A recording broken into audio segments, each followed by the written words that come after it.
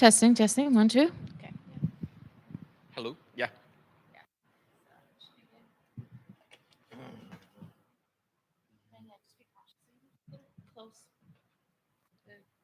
Should I be close or? Oh, just don't go too far. Oh, okay, okay. 'Cause Just stay. If I stay in this yeah, area, just okay. stay in Yep. here, Mhm. so Absolutely. Should I start?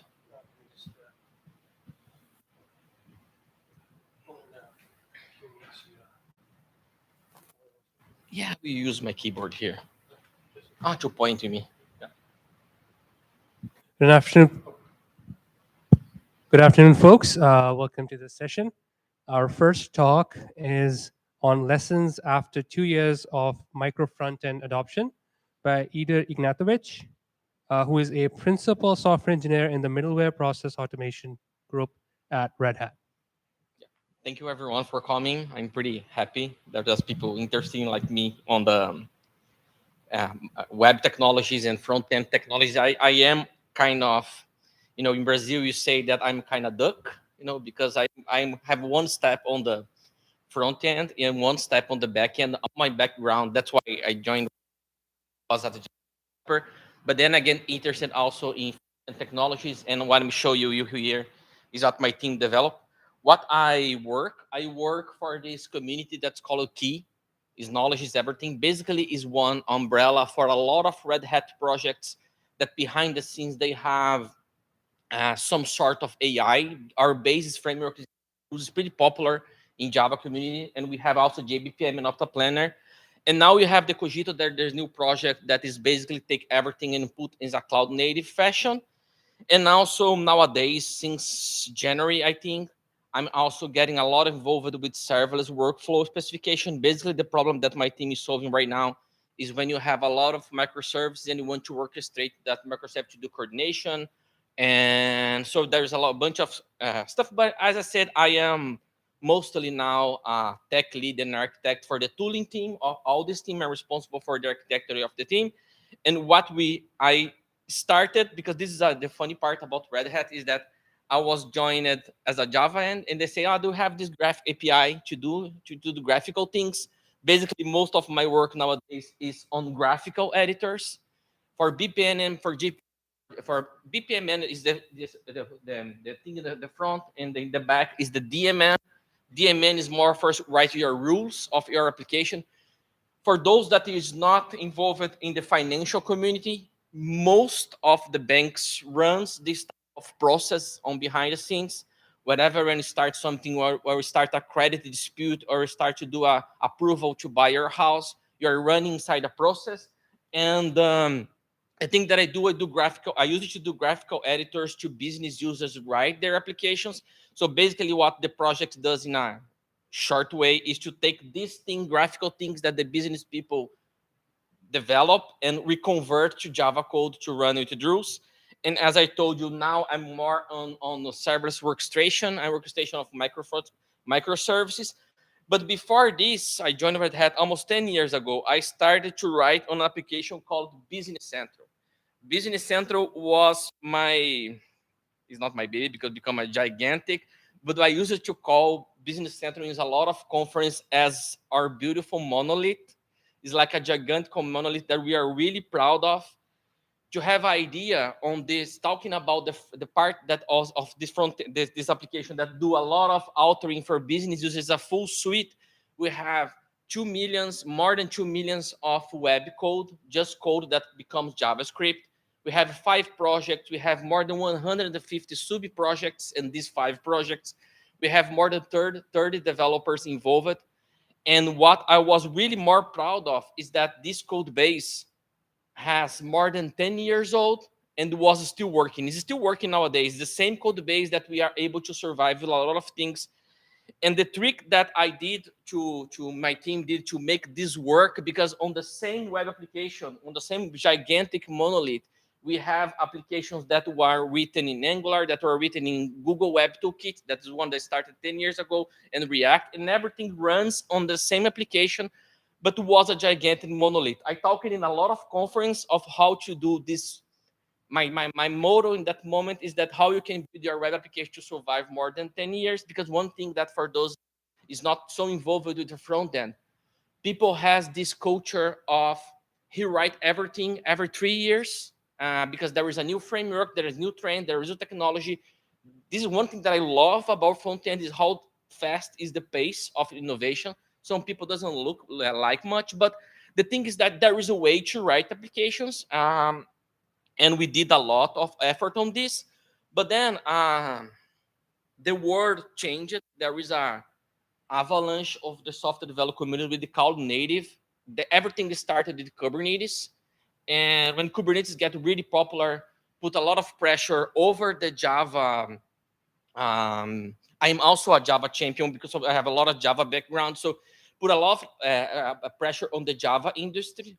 There is any Java developers here, so you know, because Java was really bad to run inside containers. You have a big memory footprint in that moment, and I was little concerned in 2015, and then Quarkus came and technology that puts the compilation first to avoid to have a big fat container running inside the Kubernetes, put Java back on the game for the Kubernetes. Java runs pretty fast nowadays, but this also because our projects are based on Java, this gives us our opportunity to revisit everything on Druze and JBPM platform to become more cloud native. Basically on Java, people means that to take all the engines that have 15, 20 years old to port them to Quarkus and change everything. For instance, instead of having one server that runs hundreds of thousands of process for a bank, now with new Cogito technology, every process become a microservice. So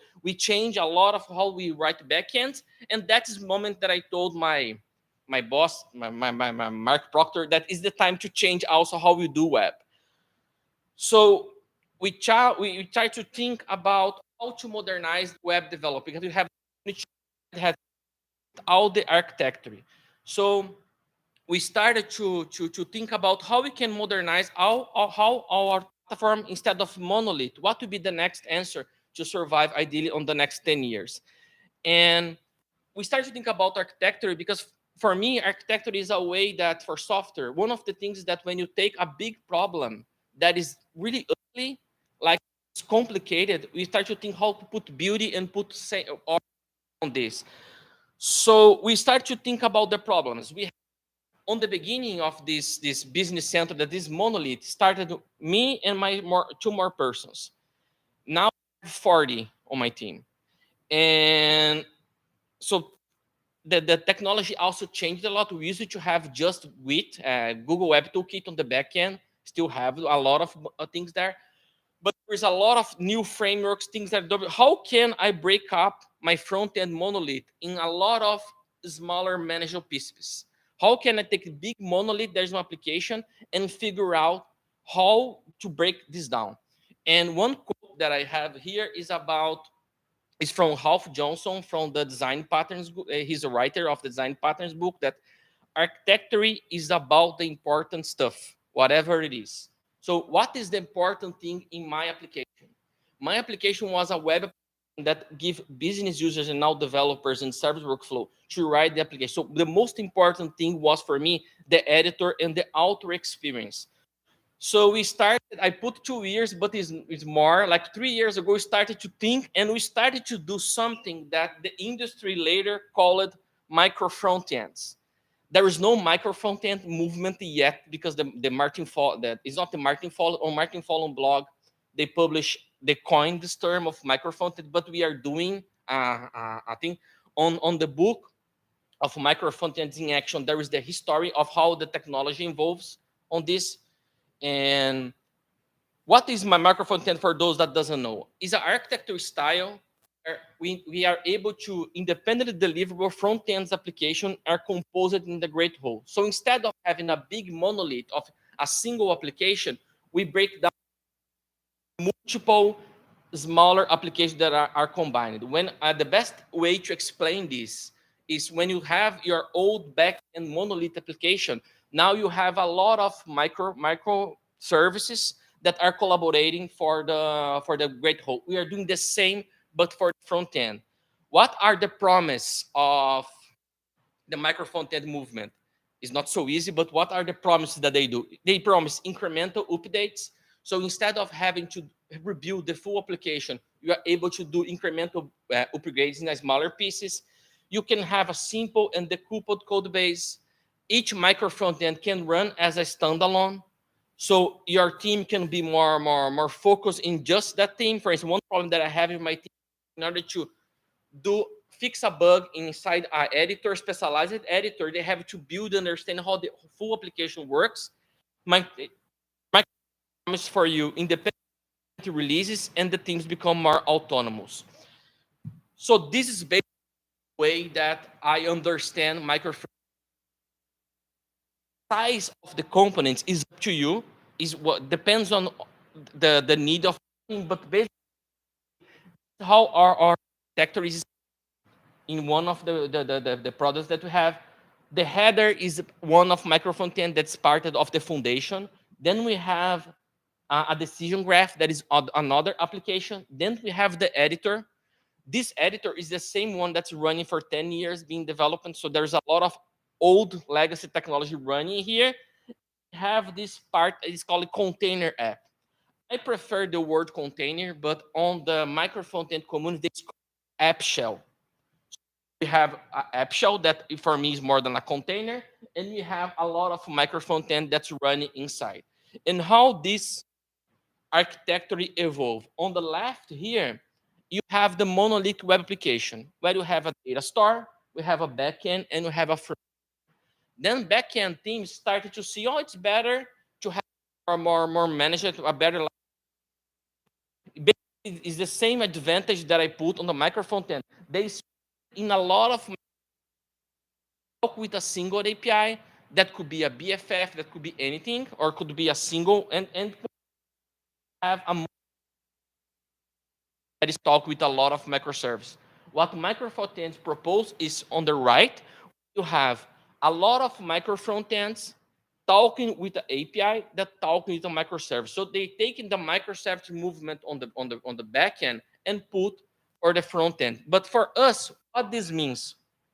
Now imagine that box is all the micro frontend that just split for better explanation, that we have a container application that is what when we use point. You render the front the container application, and the container application after that will load all the micro frontends, put on the right places, and talk with the data store. Here I have a BFF that is a pattern to abstract the backend. It's called backend for frontend. It's basically an adapter of a data store for the API from a micro frontend. The rule, like when you talk to people that are really strict about that this is something that we can discuss later, but it's not practical in my point of view, that they say that a micro frontend should never communicate directly with each other. This means that when a micro frontend wants to talk, the A wants to talk to B, they go for a database in your cluster, and then the other micro frontend will react. This was made to make the micro frontends being decoupled. Okay, there are types of how to do your micro frontend, how to build your micro frontend applications. The first one is how people start to explain how the micro frontend works. This is Microsoft and micro frontend in the ideal world is on the runtime application, runtime integration. So basically, your team do some updating the library, publish this library, and then the container application fetch the source of this library or the like load the jQuery in the text of your page, you go do a HTTP call, take all the source and append the component to a div. This is called the client-side integration. So after the container gets loaded in the browser, it takes all the source codes of the micro frontends. The pros for this, that we have the growl of independent deployment. So when a container is one machine, the component is outside and external. So if the component get update, after you do a refresh and validate your cache, you get a new version of the application. So the teams can evolve and your application can evolve independently. What are the bad parts of this? The tooling. The setup is much more complicated because you are fetching remote resources. you are fetching different applications, living in another machines, and making this deployment independently requires a lot of care with your test CI, with your test, your CI, and your continuous delivery. For instance, how you manage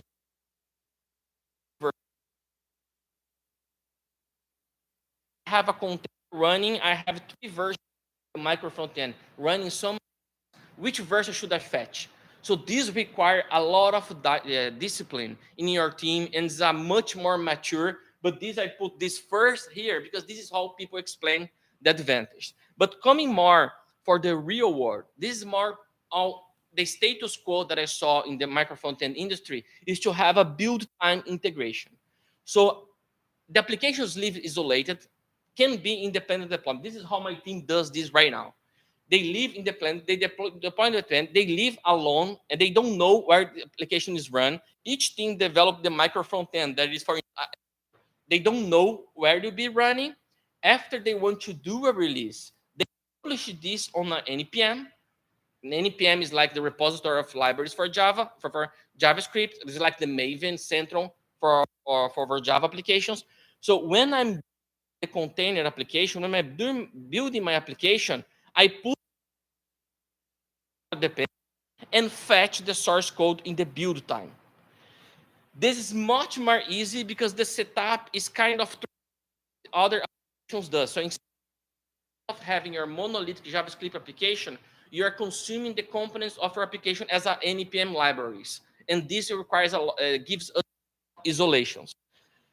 The problem of this is that I don't have the live reload. That one of the problems that people sell when they're talking about my, and that when people do a change, I have a live reload. I have to rebuild the application. This is what we do. I have one container app, and I have here in the left is one editor developed by one team, and that other team that are doing. And why people does on that way? The runtime dependency is the graal nirvana of the micro frontend. Why people are still doing this? Because there is some concerns of running, and now we talk about the bad parts a little. Concerns when you go with a micro frontend architecture. One of the promise is that each team can run autonomously, can run in isolation, so they can have a smaller, a quickly build. If someone here have a big web application, knows that take a lot of time, more than people imagine to build. Like the monolith application that I show you take between 15 and 20 minutes to build the full application, the full suite, that monolith on the thing. So when you go for the micro front end, the DMN team can show you can build super fast. They are more focused on their problem. They don't know about all the things that my application is running. They have less distraction and noise. What's the problem of having an autonomous team? A lot of bugs only appears when the application is set up in full. So the team on isolation thinks that is working, but they can, when you pack the application, the bugs appears. It's hard to run the complete experience. In order to someone from QE or someone that is validating the application, they want to build everything and test, it's hard because the team is working on isolation. It's hard to debug applications that bugs that go from one application to another, because the applications lives in isolation. When a bug go from one to another one, for instance, one application publish a Kafka message, and that Kafka message trigger a bug in the other application, it's hard to debug the scenarios. You can have in current experience because CSS can change, the wax can change, so you have to have more care when your team and autonomous to have a central point of focus. So there is some tricky issues. Another problem that is the big one on micro front end is regarding the styling, the CSS. Shadows, a lot of technologies try to create the CSS. There is a lot of things that the modern JavaScript community does to solve this problem, like CSS in JS library. There is a way to put context and only apply your styling for a specific component. But the CSS libraries, what they were designed to be global because they are custom style sheets. This means that if you take especially old is built not in the most modern JavaScript technology. There's a chance that your JavaScript CSS library, your JavaScript framework will provide side effects over your DOM tree. And what is the issue? The bugs, when developers develop isolation, everything looks fine, but when he loads with another micro frontend just in production, this micro frontend has a CSS that will affect the other. Could be an important, could be something that is really changed the life, or could even be different CSS versions. For instance, I had to use Patternfly. If you put Patternfly 3 and 4 in the same DOM context, they will break. So CSS styling and isolation is a problem if you go with micro frontends. There is a way to fix this. The one to do is to use CSS in JS in everything. The other one, if you really need to use an old JavaScript framework or old JavaScript CSS framework that is not CSS in JS, and if you are able to rebuild it, you can put scope in the CSS there. I did this in the past, but I don't recommend. The solution is two. One is the Shadow DOM. There is a new application that is adopted for some browsers, but it's not the default everything. And my favorite one, that a lot. And when I this talk like 2 years ago, people throw eggs at this moment at me to use iframes everywhere. Iframes is, in my point of view, the ugly duck of the web development. Learned like in 2002 and 3 that if you are doing iframes, you are doing wrong in web development. But iframes are the best tool to provide context isolation in the browser. So when you put an iframe over an application, you are sure that no context will leak everywhere. You are safe, and it's the best way for you to have the couple of styles, to have global variables, and to have a lot of things as a Shadow DOM is not options. And how this works, every time that you're going to render, this is the example that they do. They just to, if you know Martin Fowler, I always do this as a PO of authority. It's a kind of a fallacy to people don't throw eggs at me, because when they put micro frontends in the first sample, they put an iframe over there to protect. So basically 17 and 18, you are rendering the micro frontend inside the iframe to provide context isolation. And how we render my web application, everything that you see later, how I do this, you can imagine that it's wrapped by an iframe. So before rendering every frontend, I put an iframe. To give an example here, a concrete example, I'm running Patternfly 3 inside the DMN editor here, and I'm running Patternfly 4 that's more recent in outside outer application. The only way to make both works is to put an iframe there. But another appeal of authority, I'm not alone. If you take a look on your Google chat, the Google chat there is iframe protecting. And if you take a look on the website that you use, most of them, there is an iframe here on there hiding the iframe is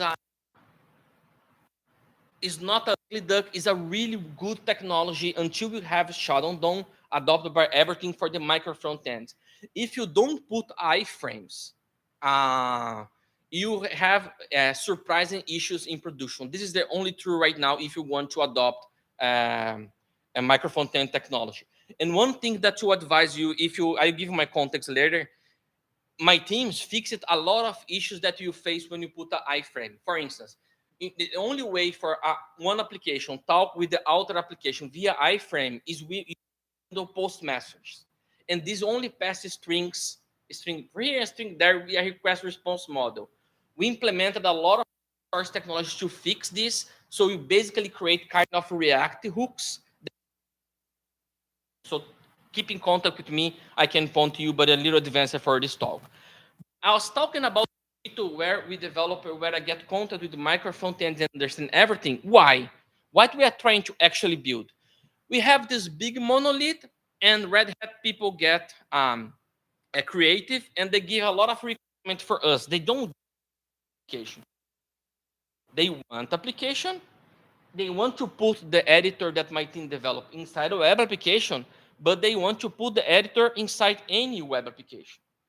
They want also to put the editors inside the Visual Studio Code. They want to put also in the desktop applications like Electron and inside the GitHub pull request. Have a visual graphical.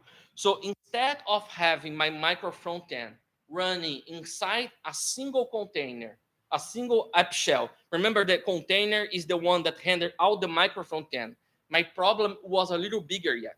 I have to render my micro frontend in multiple containers. It's not just one application like most of industry does right now. And this is why we created the multiplying architecture. By us is a way that we do micro frontend in my team, in other teams at Red Hat is already using this. So basically what I did is, every time that you see the word channel right now is when I talk about the container or about the app shell. The thing is that the main architectural difference of my approach micro frontend, that the blue, the BPM editor is the micro frontend that's running in an outer application, but I can change the outer application. I can change the yellow box. So I create in direction that is called an envelope. So for the micro frontend, he's being rendered inside the envelope, and the envelope is running inside the channel. So without a single line of code, remember the promise of the micro, I was able to put the editor inside the GitHub because the channel, my app shell is the same. I was able to put inside the same micro frontend that was developed there, was developed inside the front end. Here supposed to put a video. I don't know why. Yeah, there is no internet, sorry. But it's just a video of running inside the Visual Studio Code. We don't think much. What we do, basically, I just put this to be interested. The problems that I'm working on is we have the app shell that is the iframe that I show you, but the iframe doesn't know where it's rendering. So the iframe gives the envelope, gives the microphone then the ability to be rendered everywhere. On your GitHub repository or in staff.kubesmart.org if you're interested. Oh, sorry, please. This key tools is where lives all code we have monorepo there, including the iframe technology. But coming back about the, when you have to do a decision of going off micro frontend, basically you have two sides of the spectrum. If you go to strategic collaboration, your teams will agree on the tech stack. Your teams, you have a container that you handle all the API calls. You have a shared dump components that you reuse to keep the CSS and visuals in the same way. And you have a shared CI/CD, everything. On the other side of the spectrum, you go for the total independence. That you go, each team control their tech stack, so you can have Angular, you can have React, you can have everything. Each team do their own decisions, like the microservice. Each micro frontend figure out how to do the API calls. The app is just composed in the runtimes, and each micro frontend has their own CI/CD. The right gives less the right of strategic collaboration give the team independency, but less flexibility.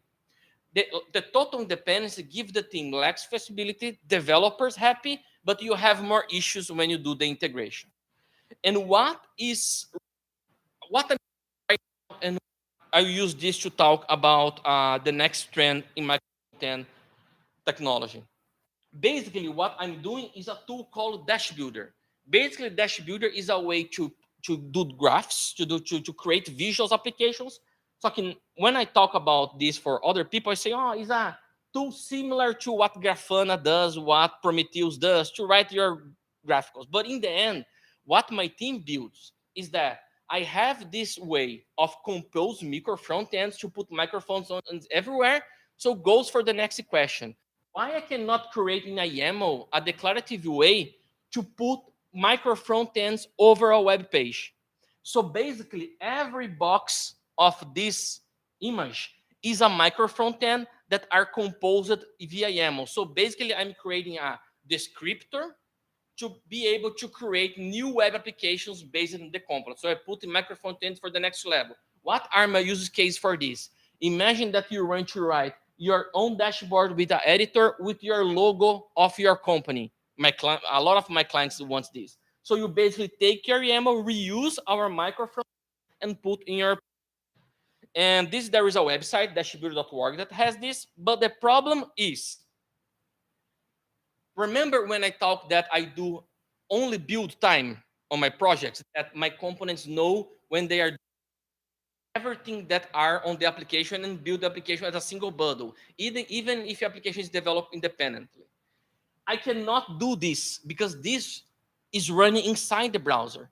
Basically, I taking all the declaration of a YAML, creating a container page, and fetching the resource remotely. What is of this? For instance, that graphical on the middle, there is 3 different micro front ends that use eCharts. Okay, each one has an iframe, and each one was loaded in runtime. How many times I fetched, rendered, and put eCharts in the DOM? 3, right? Because every component lives in isolation. So in order to handle the first one, I have to download the charts and put the charts there. The second one done again as a scratch, because I put an iframe to doesn't break. Everything is not shared. Everything built in isolation. So this is a problem of runtimes with iframe because I have duplication of my library loading. In build time, we know how to do this. We put as a dependency on the application, and the Webpack will figure out, and you only put React once in your application, even if you put React everywhere. But the problem is when I have this is my container application, and I have 3 micro frontends rendered there, and those micro frontends are created in React. I will download, parse, and put in the memory of the browser React 3 times. And this put a big penalty in any web application. So there is new technology of Webpack that is called Federated Models. This is the lasted trend of modern web development. Which problem Webpack solves? Webpack is a way to build JavaScript application, but on version 5, they provide a federated model. There is a way to do runtime integrations of micro frontends in build time. So when you build your micro frontend, Webpacks put the source there in the dev mode. But when you create your build pack to do the production, they put a lazy reference for your Webpack. This means that React is on the bundle, he will not reload in the bundle again. So it's a way to load only once. So this means that if I build my microservices in isolation and run, Webpack will identify in production there is no React, and then we will fetch React lazily. But if I put in a container that is already has React in the memory, we will refetch the React again. So basically what we are doing is, this is a demo that I do to do my exercise. We have a home page and we have an Auditorium. I will go a little deep inside Webpack right now, so hold with me. It's 2 minutes to explain how this works. Instead of do here on the line 4, 5, 6, I'm doing the imports, but see the imports, I'm using a special lazy nomenclature. I'm using on line 17 and 13 a suspense to only fetch the components when the components are loaded. This is until so far is everything React. I'm just doing lazy loading of my React to doesn't load everything once. On my Webpack, I put on line 3 the faded plugin, that this is the magic of the new Webpack. And here I put my dependencies with the plugin on line 16 and line 19, 20, and 21. I'm not fetching a resource. I'm not putting a dependency. When I hit then the point of a remote called marketing, I will fetch marketing at a domain. This is a variable to be able to change between localhost and production, and then a remote entry point. So instead of putting the dependencies, I'm inputting reference for the dependencies. This means that now I will show you how one micro frontend is handling. Micro frontend have also the import of my model federation in line 2, and see on line 17, it exposes a Alf app and expose a bootstrap. So when I put here a remote entry on my container application, I'm pointing for this expose of a plugin, where a plugin is kind of a manifest. A plugin tell remote federated models that I'm serving these assets, and when you need, you can fetch these assets. When I'm running an app, see that I load here my container. Instead of loading my login page there, I put in a remote suspense. So you see here a load just for the remote entry. So my application learns that when he needs to fetch that resource, he should look at remote entry. As soon as I click application, you fetch the remote entry, see that you need to take the resource, and you download the resource for another part because that resource is hosted. Basically, what Webpack 5 does with federated models is to put in production a lazy way to fetch scripts. But what is the magic? Remember the problem that I have one micro front end and another ones that share the same library, and I have to load the library a lot of times? See the difference here. Here is that I'm running on the right the micro front end only in isolation of the Alf. See the number of libraries that it loaded. When I'm loading the same application in the container of the micro front end with the host, due to the federated models, identify that all that libraries is already loaded. So there is no way to do a fetch, no way to do a HTTP call to fetch the resource, and no way to parse, making my application much fast. And all this works that I hid for you is this 19. 19 is that here is from Webpack model that I am sharing all the libraries from my package.json. Here's the package.json of the file that I'm loading in line 3. Required is package.json of the root. So basically, I'm telling the federated model that I can share all the libraries with my host application. Now, hold your hand. This is how the architecture of this works. You take a container and you take a provided models here. I think I can show you the mouse here. When a provided model needs to be fetched by container, he go to the reference, go to the model, check to the version. Instead of fetching from check on the version, if there is a shared scope, he doesn't do that. So coming back from our problem, I'm able to have a lot of micro front ends developed independently, React, and each one of them, and with federated models, they're only federated models is in my point of view, is the solution for runtime integration, solution of to refetch a lot of application and make bloated. And the beauty is that each team can run and deploy the application isolation, because if the React is not there, you fetch. You can split serverless, and we finally are able to do the real. Always there is the cons, okay? What are the cons? This is the bleeding edge of web development. If you, my pool of guessing ball, my guess ball, if you take all the JavaScript community developer, only 10% or 20% really know how Webpacks works, because it's complicated. Usually is one thing that a person that is more senior in your team, when he started the project, did all the setup. And most of the developers never touched that again, because it's like for the Java world, it's like we change the POM file. Just some people know how this works. And this put a lot of dependency of your architecture in a Webpack, and people need to understand better how Webpack works.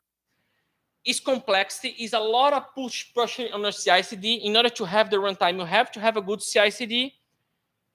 Can break sometimes your boundaries if you have multiple loads of different applications, and also doesn't fix the CSS isolation. You remember that the CSS isolation that I told that is one of the big problems that you put iframes. Webpack and federated model doesn't fix this problem yet. This problem is either fixed right now with iframes or with Shadow DOM that is not implemented yet. So on micro front-end architecture, when you are deciding to do micro front-end architecture, you can, part of the problems are solved, but this problem of CSS isolation is not solved yet. Remember with my talk that good front-end development is really hard. It's not so simple because applications are really complex right now. And the most important thing that I learned in my career is that your favorite web framework will not be here forever. If you take a look on the internet, I already told that Google Web Toolkit was the best framework.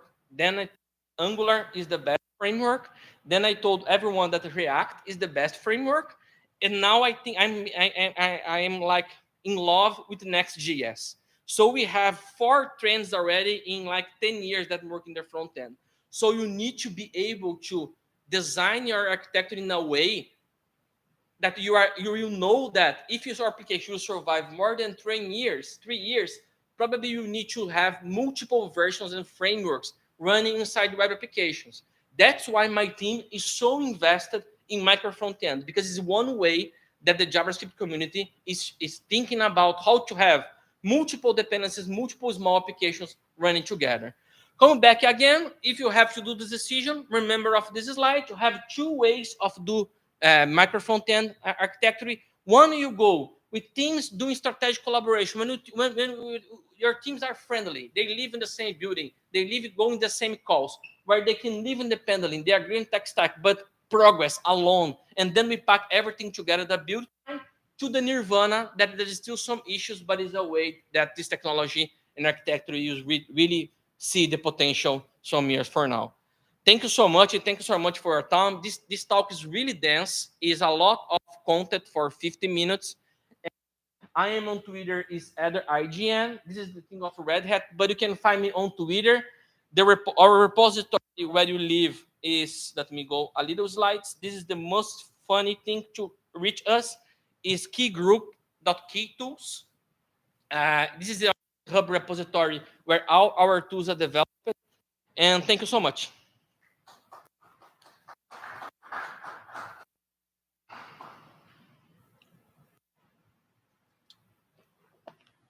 Questions?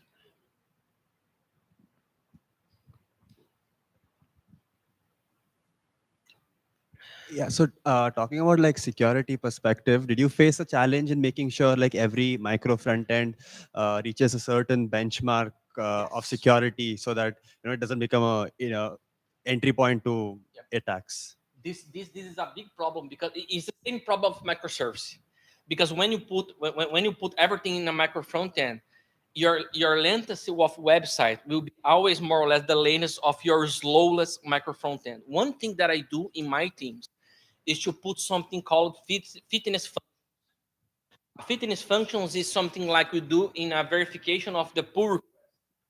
That every time that you go a pull request, for instance, in our editors, a big file in our editor, part of the CI/CD, and wait to load in less than 5 seconds. If you are not able to load, we will break your pull request and make it work. So fitness functions is a way to you protect. But the problem is those fitness functions only works in when you have a good CI/CD pipeline. So if you go in micro front ends, you really need to know and have put a lot of investment in your CI/CD to make this automatically. The second challenge of micro front ends is to have observability in production. When you're doing the build time and put everything in the same bundle, works amazing. But if you are factory totally, it's an issue for you. For this, you need observability in production. What we do, we put fitness functions endpoints, so we watch what's going on with the web service with kind of ping. People in the backend, if you are a front end, people of backend, they are better of doing this. So what I do, like for my people that run Java big applications in production, I ask them how you monitor things, because it's the same problem that we face right now with the micro front end. So what do you do in summary? We monitor in production. I don't have this problem yet in my production because everything is in build time. I don't have the latency, but I will have with the Dash Builder right now. It's in production, but not production. It's just for the community. But on the micro measure the the timing of one micro frontend, and also I put an integration test in my repository that makes sure to test at least one happy path of the whole application integrated. So if something breaks in measure, I can have at least a heads up what's going on.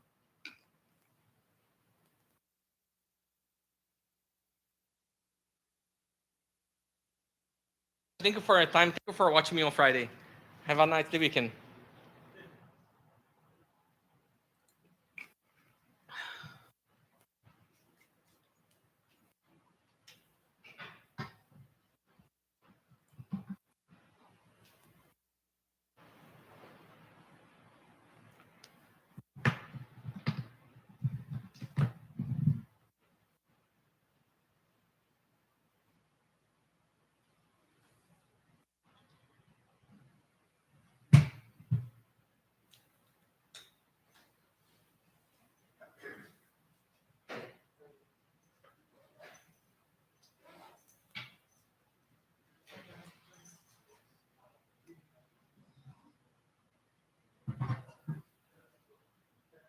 There's a hammer here too. To stop the question. Thank you. Thank you so much.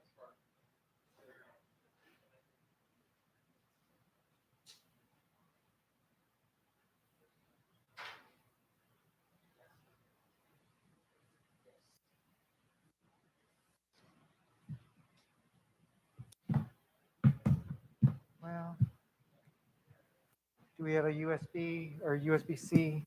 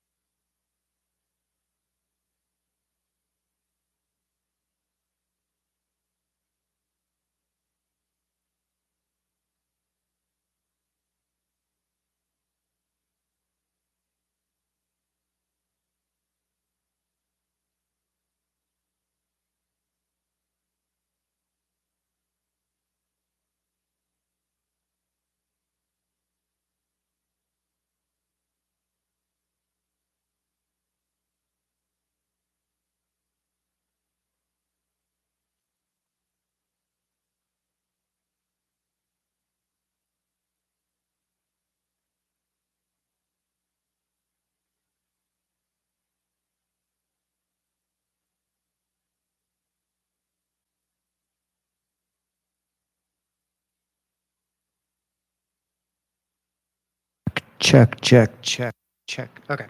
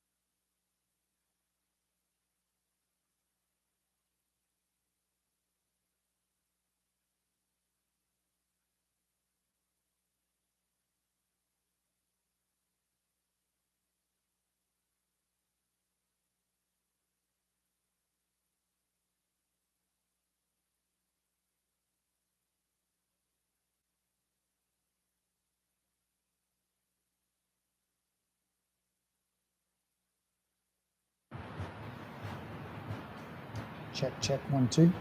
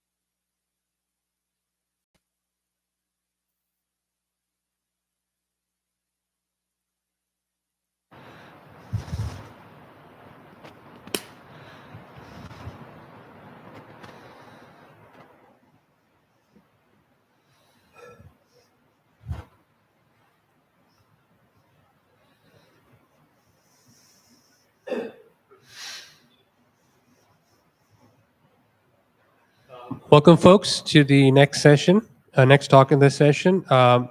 This talk is building a REST API from the ground up. The speaker is Stephen Nima, who is a staff specialist solution architect for Red Hat. Correct. Greetings. Sorry for that. No worries, no worries. Welcome, everyone. As he said, I'm here today to talk about REST APIs. And we're going to take a little bit of a different tact, and we're going to build one from the ground up. So just to cover the agenda real quick, really what we're going to do is a really quick overview of Corkus. I think we've had enough Corkus overviews today, but we're really going to start from the bottom up. So we're going to talk about the repository layer, moving up through the business layer, the service layer, and then we're going to finish up at the resource layer, and then we'll talk a little bit about testing. I have 25 minutes, so we'll see. So a lot about me. I'm an energy trading guy, energy space. So if y'all want to talk energy, come and talk to me. I've also had some very interesting experience. I also worked in low latency trading, most notably with JP Morgan in their direct market access stuff. So I've done some really fun stuff with low latency stuff. So if you want to talk about that, we can. Or if you want to talk about golf, I can talk about golf too. All right, so why Corkus? Corkus is actually what brought me to Red Hat. I was a Spring Boot guy for the longest time. I found Corkus and I was like, this is really neat, really innovative way of doing things. I reached out to a Red Hatter local in Houston and asked him a couple questions. And at the end, he was like, hey, what are you doing? Want to come work for Red Hat? And I was like, absolutely. So more than anything else is throw the Corkus stuff out. This is a completely micro-profile compliant application framework, right? So all the goodness that you get with the standardization of all the micro-profile stuff, you get inherently in Corkus. So it's not really learning something new. It's just a framework. I really think about it as just a different framework or different application platform for a micro-profile compliant application. It actually mixes both imperative and reactive styles, and you can kind of run them both. One of the most notable things about Corkus is even if you're writing some stuff in an imperative, it actually executes in reactive framework. So there's a lot more coming with Project Loom that's going to help with all kinds of us getting back out of the reactive framework and the callback hell that you can get sometimes from that programming model and back into a more grokkable imperative style that most developers are used to. Anyway, but that's coming.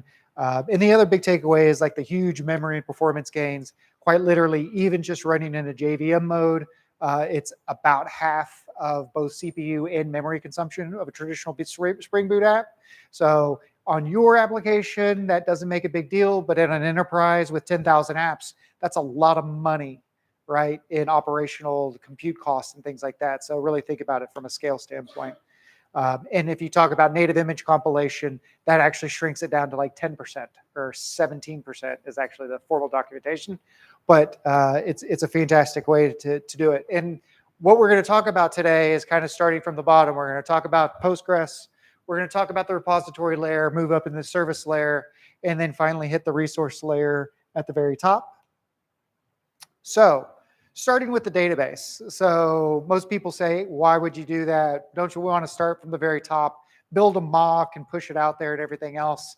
If you're building a really complex API in which you need like lots of feedback from your community before you do any of the implementation work, absolutely, I'm 100% for that. If you have a fairly simple API interface that you're trying to build, like a simple CRUD app, just to get something out there, and you don't want to, if you don't really need that feedback cycle, just start cranking. And that's what I'm doing here, because we're just building a customer, and it's really, really simple. So I'm really not going to talk about Corkus during the rest of this. So it's really going to be talking about all the libraries and tricks of the application layering and things like that along the way. So the first one is Flyway, right? There's probably two main ways to do database schema migrations in a source controlled manner.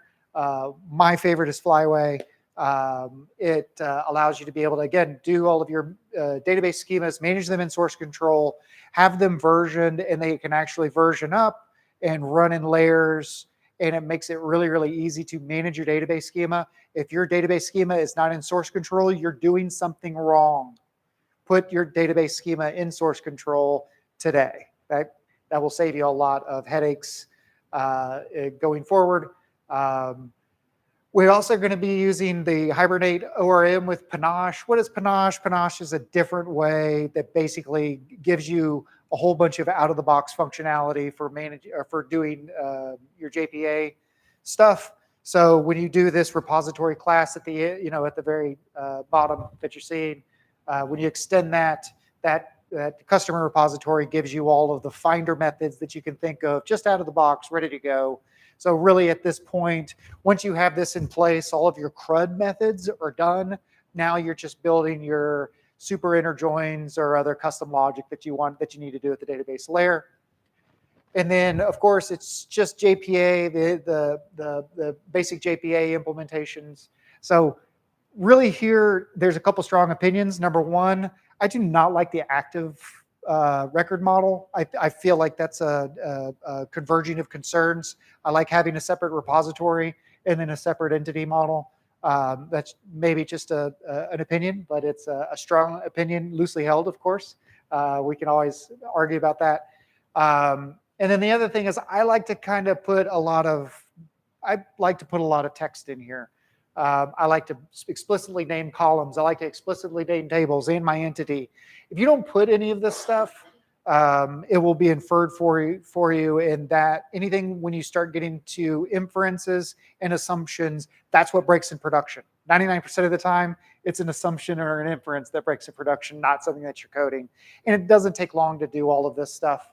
The other thing is, I like to name my things that are related to where they're coming from. So if you ever look at any of my projects, anything that's a JPA object, I have with an entity suffix on there. It's easy to find, it's easy to know what it is, and it kind of takes away the idea of what this thing is. And this thing is tightly coupled to the database table, right? So there is no other use for this thing. It's an entity, that's the way it should be. Hibernate validators in here as well. So you'll see some not empties and that type of thing. This is a really, really easy way. And I actually have this on multiple layers. So it's 2 is 1, 1 is none. So I have this at my JPA layer, but I also have it in my domain layer. And if I have a view layer, I'll put it in there too. Why not? It doesn't really cost me anything. So I have that all there. So once we get down from the bottom, now we're moving up the stack a little bit. As you move up the stack, keep in mind that the reason that the architecture, the 3-layer architecture is in a traditional kind of web app thing is to reduce your your coupling, right?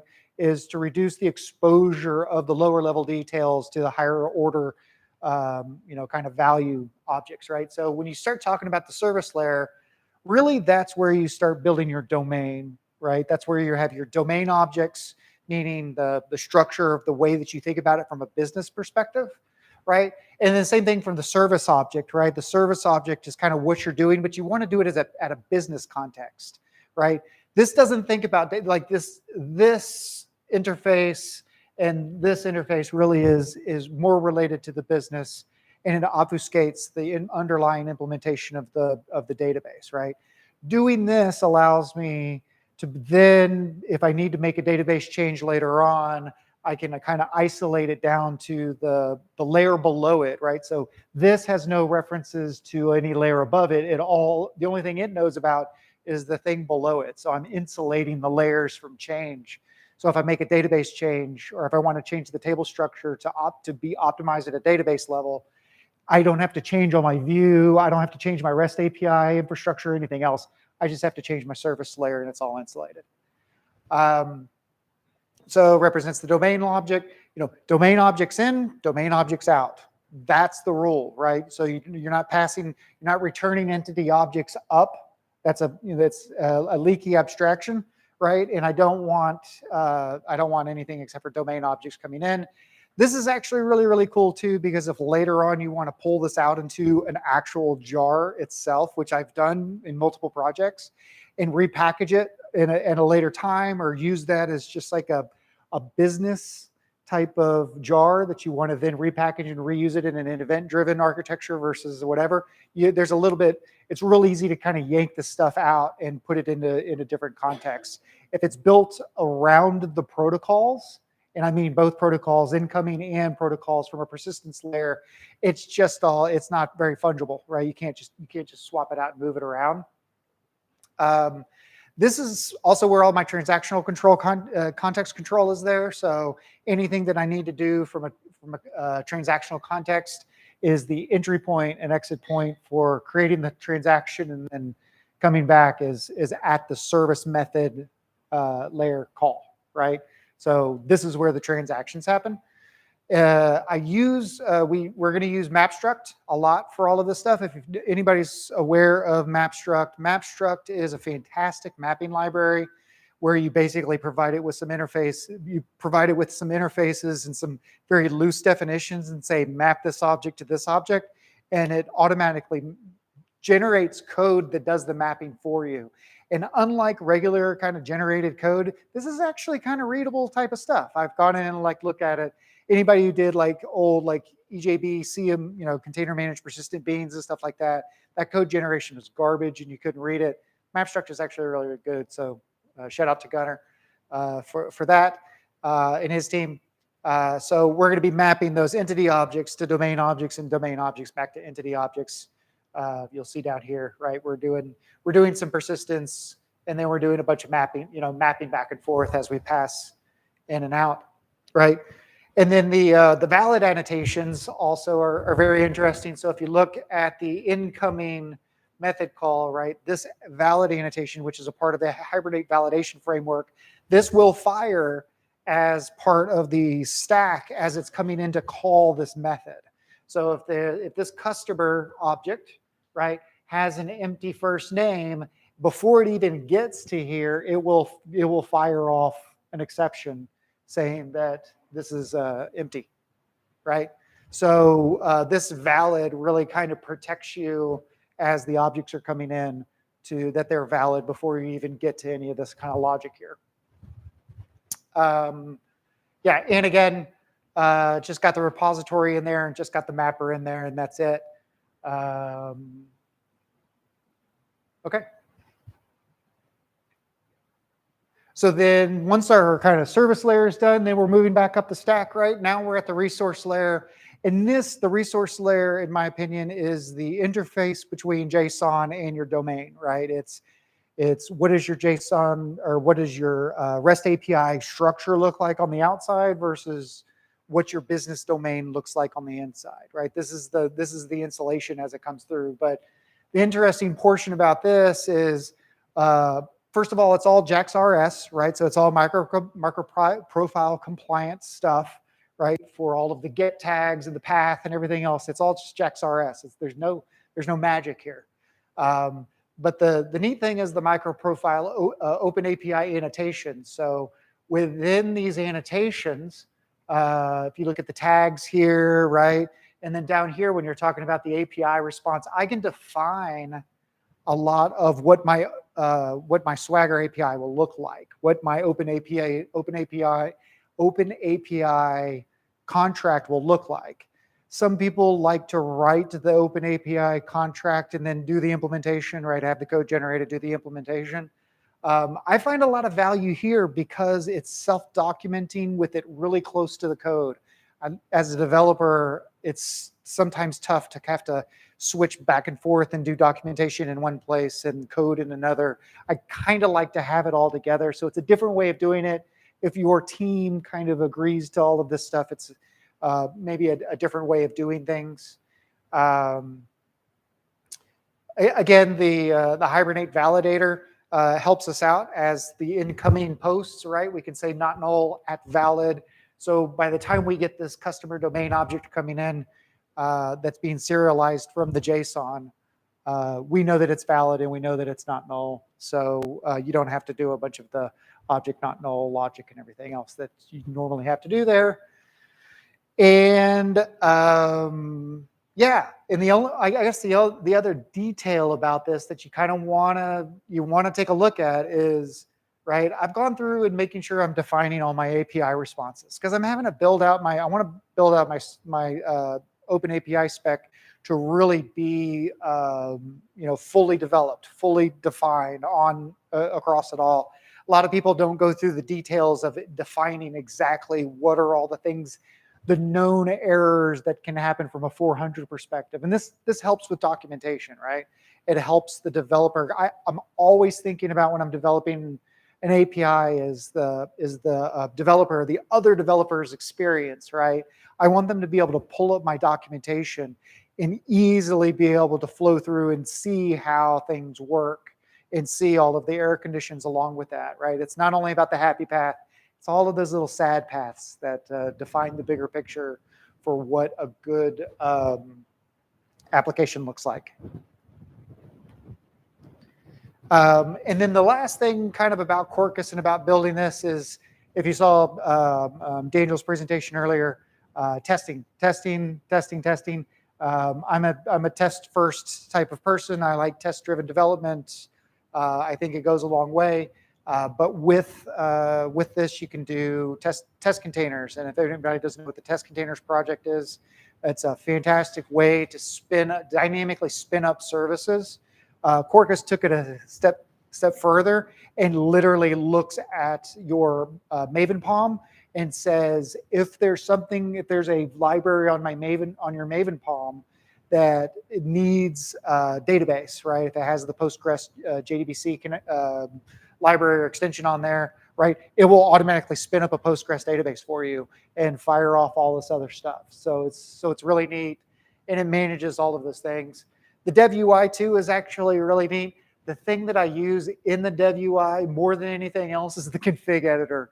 I like to go in because it not only allows you to mess around with stuff, but it actually gives you the runtime values for all the configuration, even the defaults, right? Again, most of the time we do get tripped up in production because something is inferred or assumed, right? This gives you a really good view of this is exactly what all the configs look like. So it's pretty powerful. So I do have a little bit of code to show, but more than anything else, this whole talk is based on a blog post that I published back in February about from the ground up. I worked really hard on this to make sure that as you're going through the blog post, it literally is like cut and paste. You can kind of build it as you go. So it's a pretty good resource. But if you just Google Corkus ground up 2, I'm out there, and of course follow me on Twitter. So this is what the project looks like. And from here, if anybody has any questions, go ahead and fire them off. I'll just kind of talk a little bit about the project setup and things like that. And as we go.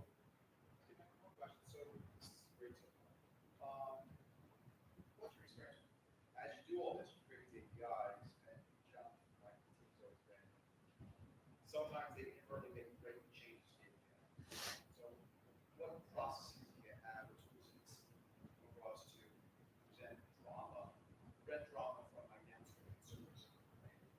Right. Okay. So the question was protecting others from breaking changes on your API spec. Oh, no.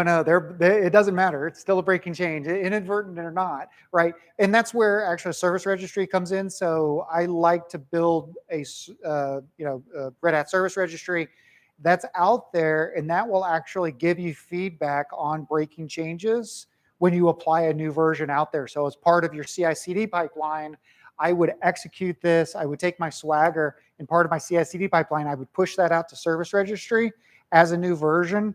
And you can set that schema validation on the service registry to say everything has to be backwards compatible. And if I get feedback from that it's saying that it's not backwards compatible, I would break the build, right? Yeah. API definitions, when you start talking about introduction of breaking changes into a large ecosystem, especially if you put an API out there and you have 100 different consumers across 6 different business lines, all with different prioritizations, and you want to introduce a breaking change, good luck, right? There's a whole nother talk I can do on deprecation schedules and organizational behavior with that. I think this question, I was going to ask about scaling that, and I think that's like a good background to that. How have you prevented this for very large transactions and things like that? So this is a horizontally scalable kind of approach, right? So, from a transactional standpoint, you kind of get out of the legacy, long running transaction kind of thing. In this type of behavior, it's just did the database transaction work or did it not? And if it didn't, then 503 or not 503, but 500 or whatever, catch that, give them a good good error and stuff like that. But there's not much else other than that. Stefan, the at valid, I just speak up. The at valid notation, when it's not valid, or how do you define what is valid in that notation there? Yeah, so the at valid is basically saying, go look at all of the other Hibernate validator annotations that are on that object and run and fire those, right? See if anything's valid or not. So if you looked at customer, right? If first name is empty, it'll fire a thing. And if you go look at if you go back to the GitHub, right? You can go look at I have a whole bunch of exception mapper, and there's a follow-on blog post to that actually talks about how to build a universal exception mapping kind of interface with a really good error structure, right? How do you pass those error structures back to the users in a way that allows them to be able to consume them in a normalized fashion? Error handling is murky at best. So having a really good, not only an individual team, but that's the type of thing that you go back to the global organization and say, what does our error structure look like? And let's all conform that all APIs will return these structures of JSON. That way we don't have to A, reinvent the wheel, but B, as an API consumer, if you've ever consumed 4 different APIs all at the same time because you're trying to build something and you're having to manage 4 different sets of error structures, it's a pain. It's a total pain. And it's so much easier just to kind of build it once and extend. Yeah. So regarding the difference of the objects and then the entities and the business domain, so you were saying that you want to decouple the service layer from the resource layers, but we saw that it was the same customer. So do we expect to have like JSON annotations in that same object and share that between the resource and the service, or you are allocating for having 2 different type of customers, the one that is handling the JSON part and also having the other one with the validation annotations at domain? Hugo caught me in something, right? That's a very, very, very strong inconsistency in this implementation, right? If I wanted to take it to its logical extent, I would have customer view objects that represent the JSON. The customer would represent the domain, and the database would represent something else. From my experience, the domain and the JSON tend to be more coupled in lockstep versus the database changing because of optimization needs from a query standpoint, right? So it was a choice for a demo, but yeah, and that's where you kind of get into that, like, I only have a minute left, but there's a bunch of development monikers out there like Yagni and Dry and single responsibility principles. Those are all dichotomies, right? Don't take one and say, oh, it's got to be, you aren't going to need it, right? There's certain times when you're starting to build an application like this where it's like, hey, in your experience, you run into these issues, 6 months, 8 months down the road, go ahead and build that scaffolding. Go ahead and do it now, right? Do it up front. That way you don't have to do large refactorings in a short time frame in a future state, right? But then again, from a Yagni standpoint, like, do I need to build the view object that completely matches yeah, I could have. It's just kind of it's a very subjective choice. And I wouldn't see anything wrong with doing it from a consistency standpoint on the other way. 25. All out of time. I'll be around for the rest of the afternoon. If anybody wants to talk about this stuff or wants to talk about energy trading or anything else that you want to talk about, I'll be here. So thank you very much for coming to the talk.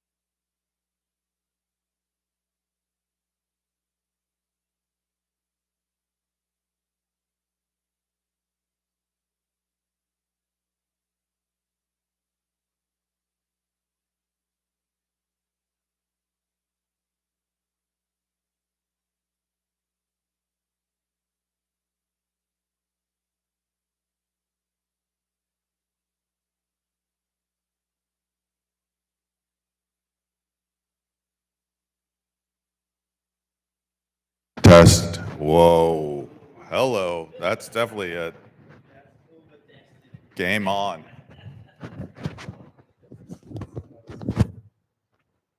Does that work? No, that's not loud enough, is it?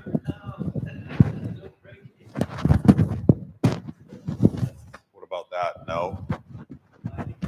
Is that better? We're getting microphone?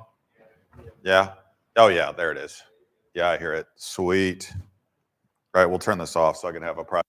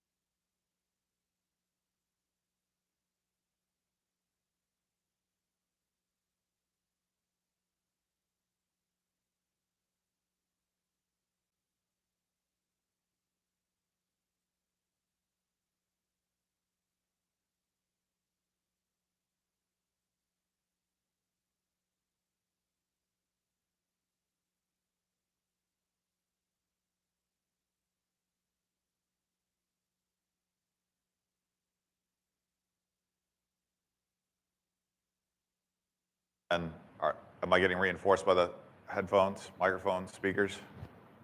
No? Maybe a little? It's a little, I think. Sounds like my voice? Thanks, man. Here, we'll test. We'll go out in the hallway where you definitely can't hear me. So is that working? I don't know. Is it still working? What about now? What about when I'm out here? Can you hear me in there? Eric is dumb. Could you hear that? I just want to make sure it was working. Oh, is it? So people can hear me? Oh well. Well, hopefully not too many people are watching. Are you the AV person? Yeah.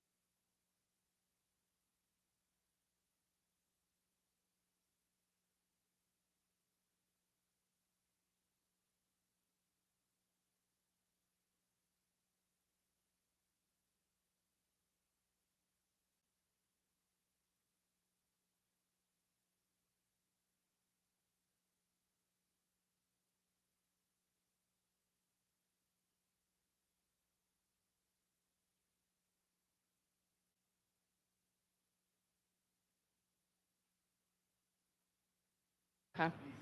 Hello? Okay. So what happens when it talks and I talk? Science fiction is all around us. Let's find a bit where it actually talks.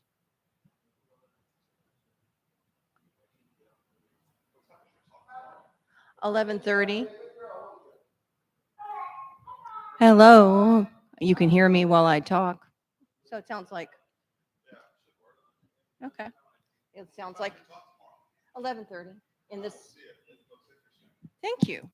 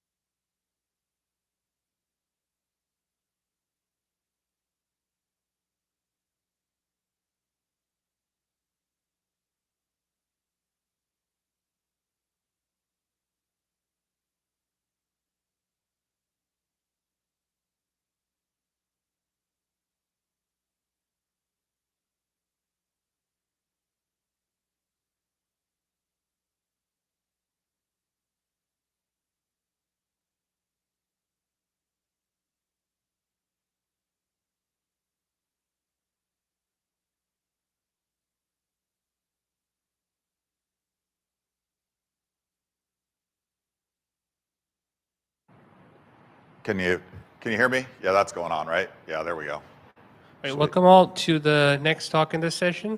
The talk is 10 design tips for microservices developers. Our speaker is Jim Terrell. Jim is a senior principal solutions architect at Red Hat. Hey, thank you for that introduction. Good morning and afternoon, everybody. Anybody watching the live stream? My name is Jim Tyrell. I've been a Java developer for 25 plus years, starting in 1995. A couple years ago, I wrapped up a design thinking degree from what I would call the hardest design school around here. Basically, it's a master's only program. There's only 2 of those on the planet. It's not designed like art, colors, and fonts. I couldn't draw to save my life, but it really is all about strategy, innovation, and leadership. And it's a lot of thinking about how we can make the world a better and easier place for us poor humans that have to live within it. So I'm kind of putting those things together in this talk. And I've been a huge advocate and passionate about the intersection of humans and software for a very, very long time. A few brilliant books in this space, primers, if you will, that I absolutely love. Don Norman's book on the left-hand side. If you do not get it, or if you've ever had a chance to listen to Don talk, it's absolutely outstanding. If you didn't know Don Norman, you probably use his term all the time, user experience or UX. He invented that when he was at Apple in the late 80s, early 90s. The next book, Clive Thompson writes for Wired magazine, Coders, absolutely fantastic history of the last decade and a half or so of software development. A lot of insights in this hit me, and the biggest one is that we ask developers to be designers in the sense of what I learned in my master's program. We don't really give them any training to think about that, and I've been thinking about what that means and blogging and writing a little bit about that as time goes forward. And then the seminal work by Alan Cooper. You don't know Alan Cooper probably by name, but you do know of .NET and some of the work that he did at Microsoft, again in the late 90s, early 2000s, to upend the way in which we create software. These things, I really use these as inspiration to think about what it is we are doing as software developers and architects to make our systems easier and simpler to use. In the write-up for this talk, I talked about the Death Star from Netflix and the other one that I can't think of right now. But you've seen a picture that looks a lot like this, except I'm funning with you right now and that this is actually biases.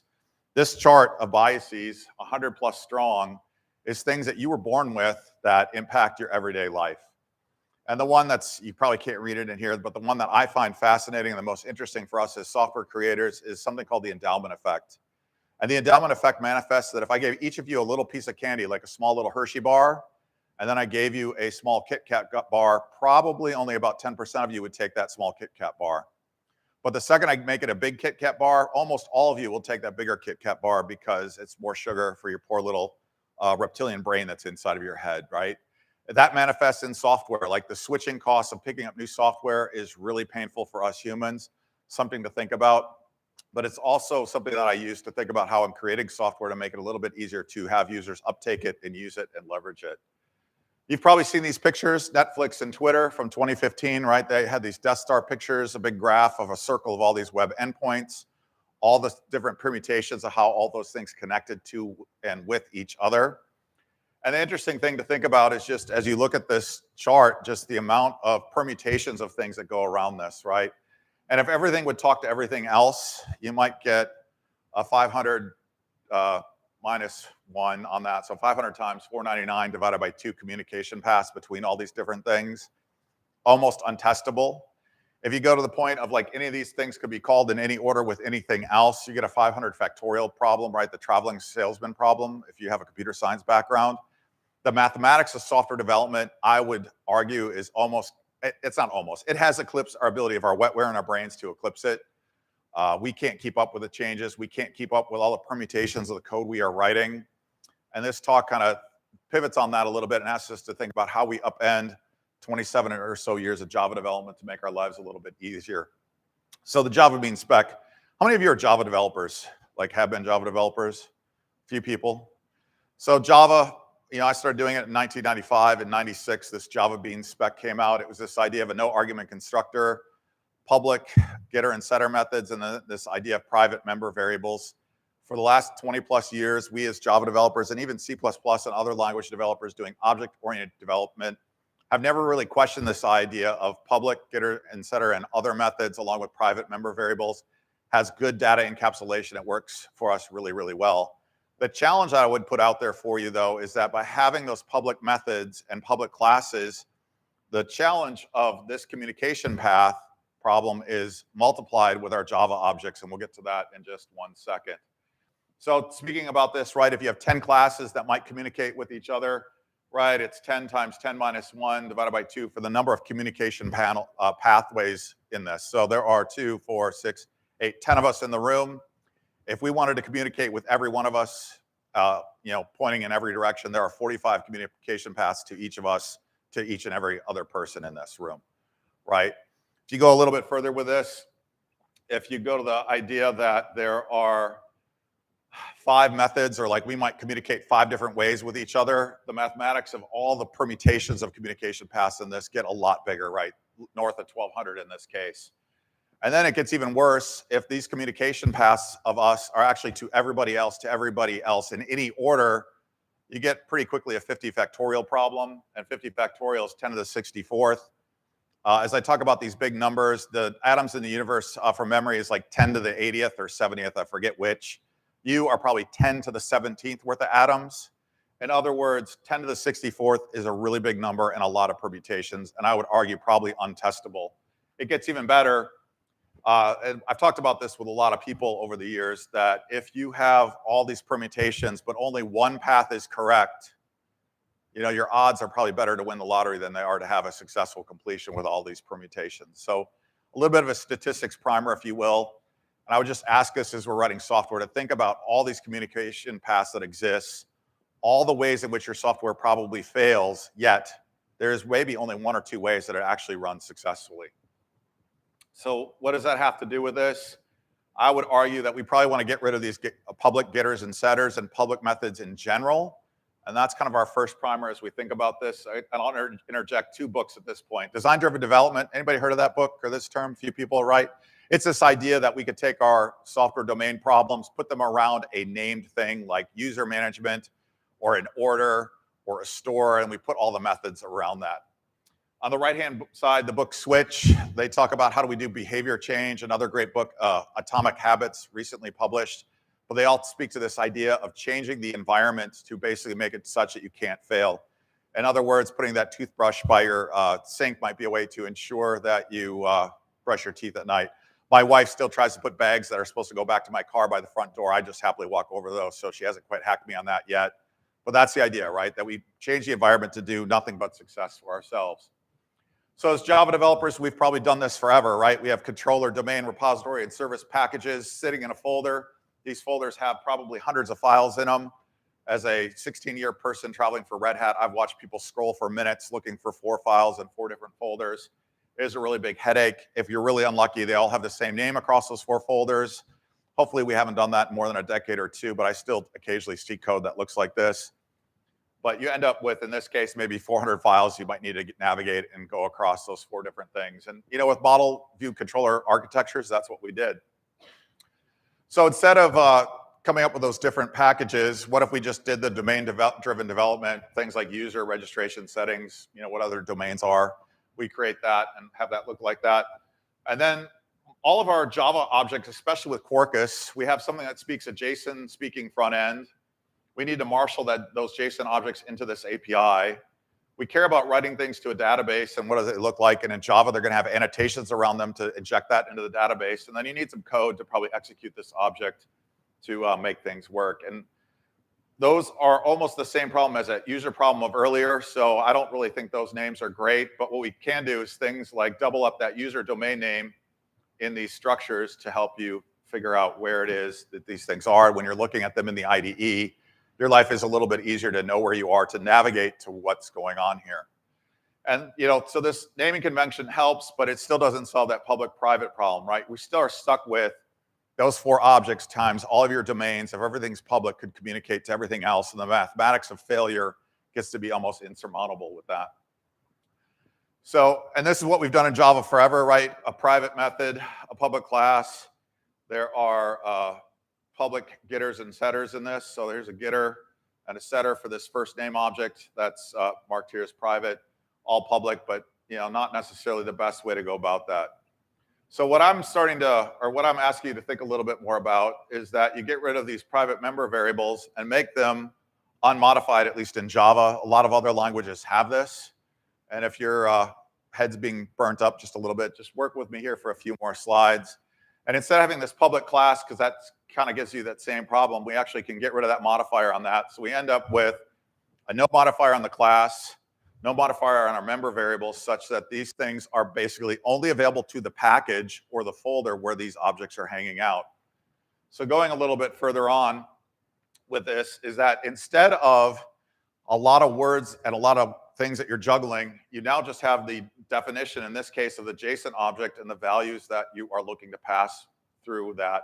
And they are encapsulated, if you will, at the package level, such that you're not going to be able to bleed things outside of that package level to allow you to basically have success, because your environment of what you have to live with is a lot smaller and a lot shorter than what you're dealing with. So rather than having private member variables, we have unmodified member variables, as we see on the right-hand side of this. And the idea of this is that what's happening is your client, whether that's Postman or whatever, speaks to this endpoint that speaks JSON. This thing holds the JSON requests. This holds the annotations around persisting that information to the database, because inevitably, these two things have different annotations with them. And the thing that I had as I was writing Corkus code is that it was hard for me to keep my headspace as to what I was looking at. Was I dealing with the JSON annotations, or was I dealing with the database annotations? And like 80% of the cases, they're all the same, but it's that 20% of things that shouldn't be written to the database, like API access keys, or a password, or just a one-time use token that's being passed around. You'd have to remember to mark it as being unused. And I just didn't like the way that you were messing with two different domains in one class file. And so often our examples put all four of those classes into one object, and I just don't think that's a good abstraction or a good use of our time and our precious brain power. And the thing that happens with this, by using that unmodifier on the class and on the member variables, you basically are creating, except for this endpoint that speaks JSON, a firewall enforced by the JVM around your services that you're delivering, giving yourself a lot less blast area that you as a developer have to worry about. You still have the problem of the death star of those communication endpoints, but that's intentional, that those JSON-speaking endpoints are now able to be orchestrated, and you've now created well-composable services that can be reused in your organization. And you've hopefully slowed down the amount of cross-bleeding of that user object that can be used everywhere, that drives microservices deployments and development a little bit crazy. So a few other things around these tips in the last few minutes of our talk, right? I like the idea of having a toString on these objects. It is so much easier often when you're writing software to just have a log output of what's going on with your objects, just to see if things are set correctly or not. In an IDE, it's so super simple and easy to do that with a right click. This is a VS Code screenshot of that. As we look at 6 and 7, this API user endpoint, some things to think about when you're writing those things, is thinking about a response code. Certainly the HTTP response code, 400, 303, et cetera, would probably be important. But also giving people a textual string about were things successful? Do you want to think about how you're helping that user consume that endpoint?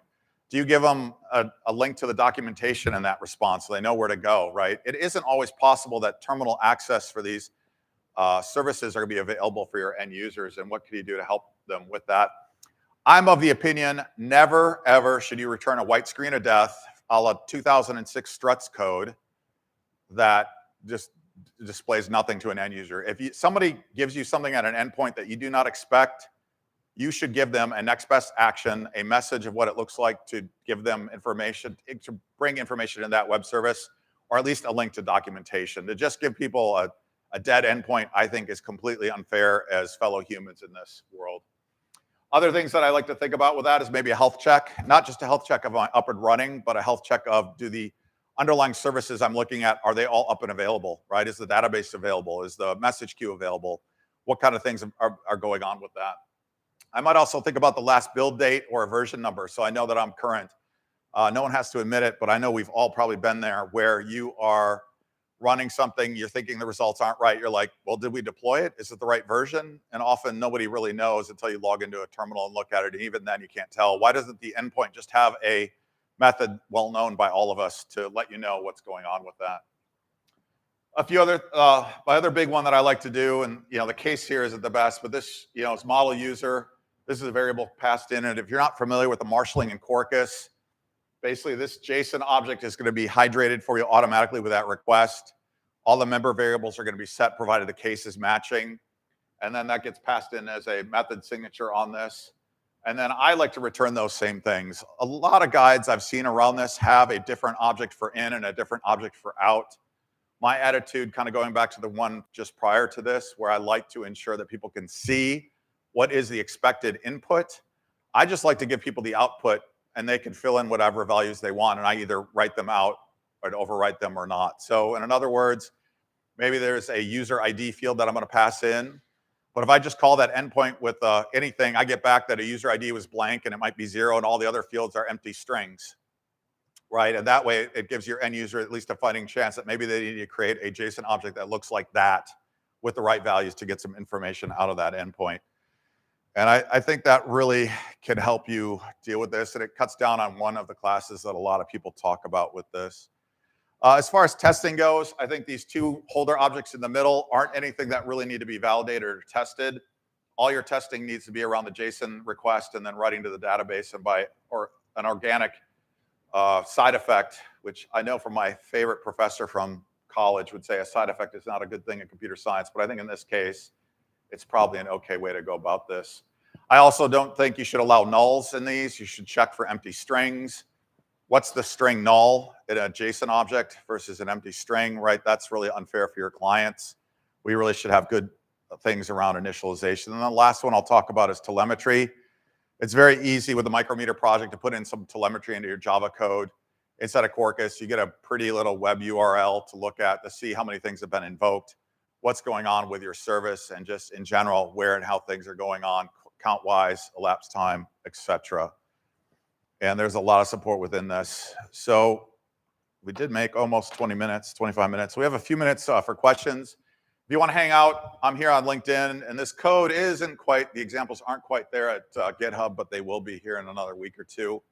But with that, do you guys have any questions or thoughts about upending 25 years of Java orthodoxy with throwing away public getters and setters and public classes and using the package scope? Essentially, the package scope now becomes your object. That folder of 4 to 5 or 6 objects are now the object because we are doing things that are so complicated in Java these days, wanting to write to endpoints, writing to a database, and writing things to and from JSON or databases with annotations, that to throw all that into a single object is just too overwhelming for us mere mortals. And wouldn't it be nice to keep us in a single domain as we're writing software? So anyway, any questions or thoughts? Nope. Mind blown? Maybe a little. All right. Well, with that, thank you for the second to last talk of the day, right? 2 more people after me? All right. Yeah, thanks.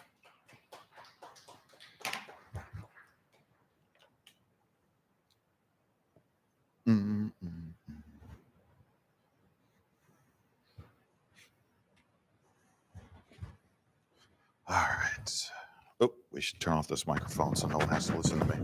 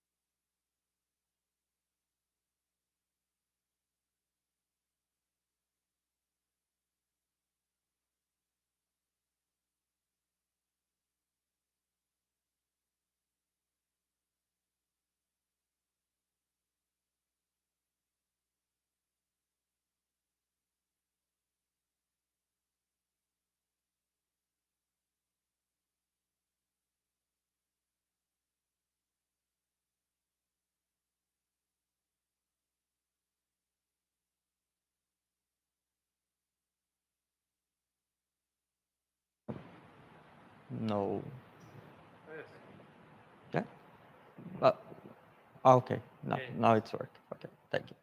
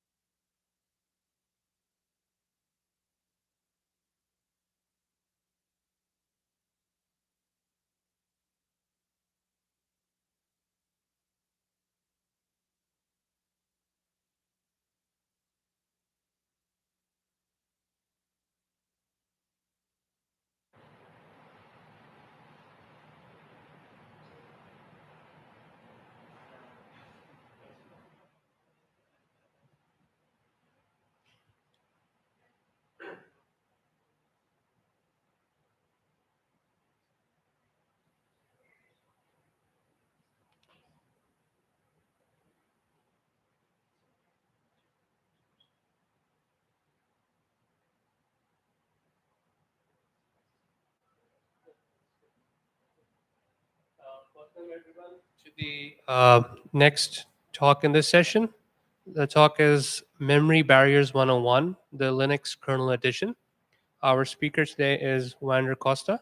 Wander is a senior software engineer at Red Hat. He works in the kernel security team, mainly handling CVEs for the RHEL CentOS stream kernel. Thank you. Hi, everyone. This is a beginner talk. Although it's from the Linux kernel point of view, many of the concepts are applied for other environments and programming languages. Our agenda will begin with some definitions, then we'll move to compiler barriers, then processor barriers, and if time permits, we are going to talk a bit about atomics. Beginning with some definitions. When you're talking about memory order, we can say that from some point of view. The first one is source code order. That is the order that appears in your source program. Then you have program order. That is how the compiler translates that to the binary. In the example, in the original source code, I have the assignment of A first and then the assignment of B. but when the compiler generated the binary code, it inverted those assignments. The third one is execution order, when the processor executes the code out of the original order. And the last one is observed order, in which a CPU A might execute the code in the original order, but a CPU B see in different order. Now I see that I made a mistake here in the slides. It's in the CPU A executes is supposed to be stored then A first. Sorry about that. Let's see the concept of sequence before now. Imagine that I have a code that starts with a segment of a variable A, then assign 0 to B. I declare variable C. I increment A. Now A has the value 4. I increment B. Now B has the value 1. And I divide A by the increment of B. Clearly, the final value of C is 2. Then I have this other example where I assign 1 to A. And then I do this strange assignment of A over the increment of A. What the value of B will be? To understand that, you have to understand the concept of sequence before. The expression A sequence before the expression B if the memory side effects of A are visible by B. Oh, sorry. Here in the first example, on line 6, the evaluation of the two operands are sequenced before the division operations. That means that the evaluation of A and the evaluation of the increment of B will happen before the division operation. But the evaluation of operands are not sequenced before each other. That means that the compiler can generate the code to evaluate the operands and each other it thinks better. So here it might evaluate the first operand first or the second operand first. And because of that, this is undefined behavior, because depends on who is evaluated first, the value of B will be different. Now let's move on to multi-core. Imagine that I have these two pieces of codes, one executing in CPU 0 and the other one executing CPU 1. Here the assignment of data is sequenced before the store of flag. And the load of flag is sequenced before the printf statement. Store and load are implemented in a way that they establish the synchronized with relationship. That means that every memory assignment that's before the store are visible to other CPUs after the store. And for that to happen is the other CPUs see that side effect. It has the load that it's implemented in a way that everything that that comes after it is visible to the CPU. And with that, we have the happens before relationship between the assignment of data and the printf statement. Although they are executing parallel, we can establish a temporal order between the assignment of data and the printf statement. For most of the example that you're going to see, it will be some variation of this code. I have three variables, A, B, and flag. And flag indicates if there is valid values to read from A and B. And then in one CPU, I assign to A and B, and then I set flag. And the other CPU, I wait for flag to be true, and then I load the values of A and B and use it whatever way I want. Okay, let's move on to compiler barriers. So I have this simple example here in which I assign to 3 variables and then print their values. And the compiler, it's free to reorder this code whatever it wants, as long as it's preserved the correct result. If you see here, this code is invalid because the compiler moved the assignment of B after the printf. So the final result will not be the same as the original code. And how the compiler does that? It builds a data structure called the data dependency graph. Let's see here. For the assignment in line 3, I create a node for A, then I create a node for B. And as C depends on A and B, then I create a new node for C and edges from A and from B to C.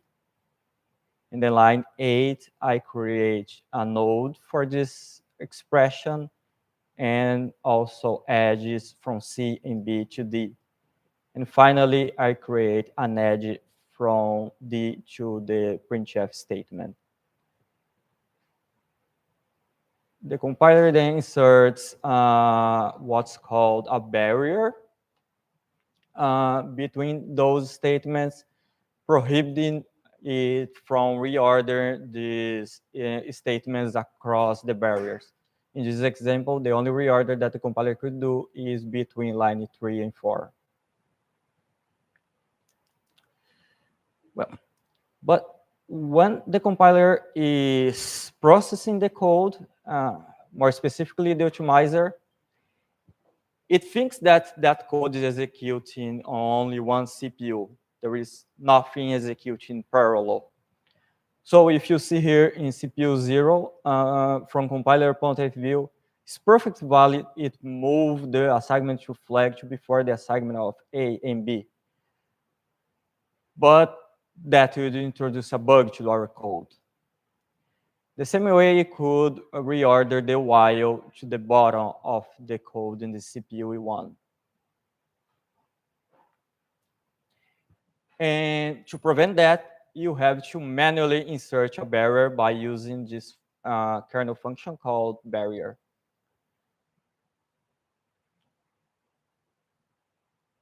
Which now will prevent these invalid reorders to happen. Barrier actually defined as a macro that is inline ASME. The volatile keyword, it says to the compiler to not optimize this statement away. The assembly code is empty since it's a compiler time thing. This is the output operands, is also empty, as well as the input operands. And the last one is the clubber list. And this memory clubber says to the compiler that there are memory side effects in this assembly code that you are not aware, so you should not do fun business. It will cause the compiler to generate code that will flush any temporary value that is in a register before the barrier and reload all the values after the barrier. So, are you done?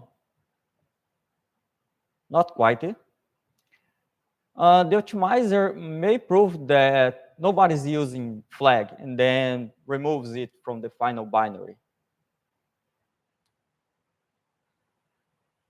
The optimizer may prove that flag is always true here in the while and then replace it by an infinite loop. Or it can generate this code that it reads flag once, cache in a register, and then ends up in an infinite loop again by just comparing the register with value 0, which will be always be, and then get stuck here. Here a fictitious example. Notes here, I have a reader function that's called from main if flag 0. But before that, I have this function start writer thread that will run my writer function in another thread. If you pay attention, you only enter in the reader function if flag 0. So the compiler might say, okay, I know that this function will only be called when flag is 0, so I know that this while loop will be an infinite loop, because I already know that flag 0. And the trick here is volatile. Volatile is a keyword in the C language that prevents the compiler do some optimizations that will cause the side effects that you saw before. Let's see an example here.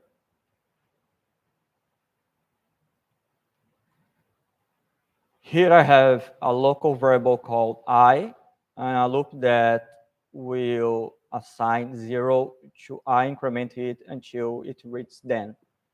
It's pretty clear here that the final value of I will be then. And that's what the compiler concludes to. So it replaces this for loop to just moving a then to the output register and return. But if I change I to a volatile, now the compiler is obligated to do what the code says it must do. It must do then assignments of I in a loop, and it generates the code to do that.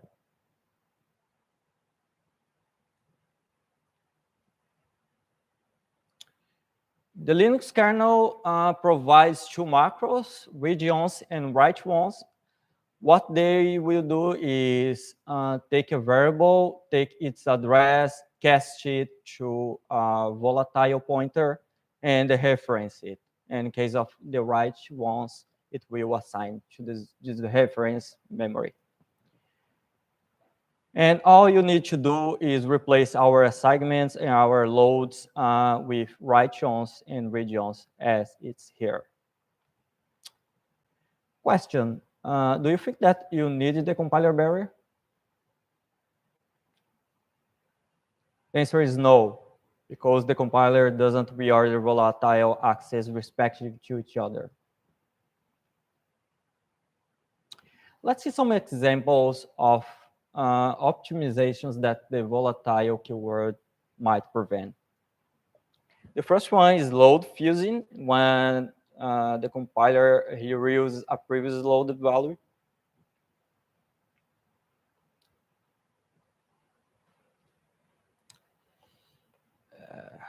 Let's see here. I have three variables, a, full, and bar, and assign from y to full and to bar. And if you see in the generated code, it reads to a register and then reuses this value to assign to full and bar. But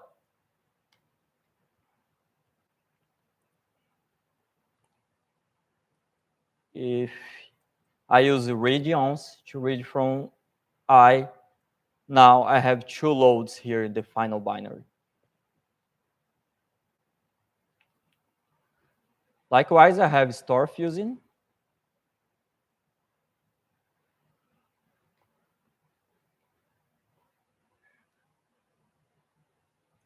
Here I have two assignments of I, but as the first one, the compiler says that useless, nobody is using the result of this assignment, so it optimizes it away from the final code. But if I use write once, now it will do the two assignments. Code reorder, you already saw that in the previous examples. Invented loads. Here I have a local variable PTR that reads from global PTR. The compiler might do that, eliminate this local variable segment and reads directly from the global pointer, potentially reading from the memory 3 times, and this value may change between each of these reads and cause trouble. And to prevent that, I use write once in PTR, and then I force the compiler to do what I'm saying it to do. They also invented stores. Imagine that I have this original code.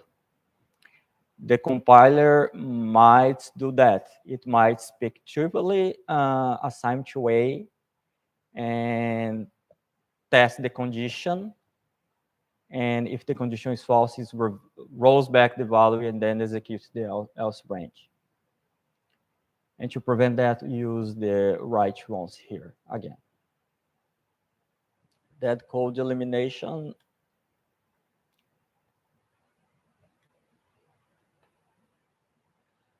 Here I have a global variable y in which I initialize it with 0. And then inside the function, I assign the value 0 again. The compiler say, okay, I don't need this. I already know that y 0, so I just it just put a return value here.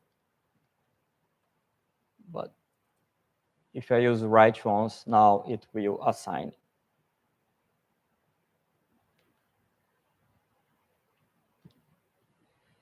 If you want to see more examples and see more details on that, I recommend the blog post, Who is Afraid of the Big Bad Compiler Optimizer from Paul McKinney. Okay. Anything not clear so far? Good.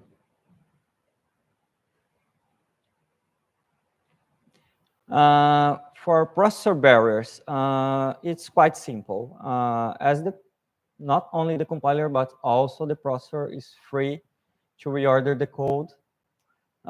You have to use another function called SMPMB that will generate a processor barrier instruction. And just I need to replace my barrier by SMPMB. And now I am good. By the way, I removed here the macros read once and write once just for clarity. I also have variations for only for writes and for reads. SMP WMB is only concerned about stores. It will only prevent reorders of stores. And likewise, SMP RMB will only prevent reorders between loads. The way that is implemented in a uniprocessor kernel, they just are defined to be compiler barriers.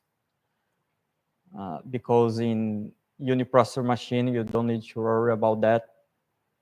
But on SMP machines, they are defined by their counterparts, by default, by their counterparts that don't have the SMP underlying prefix.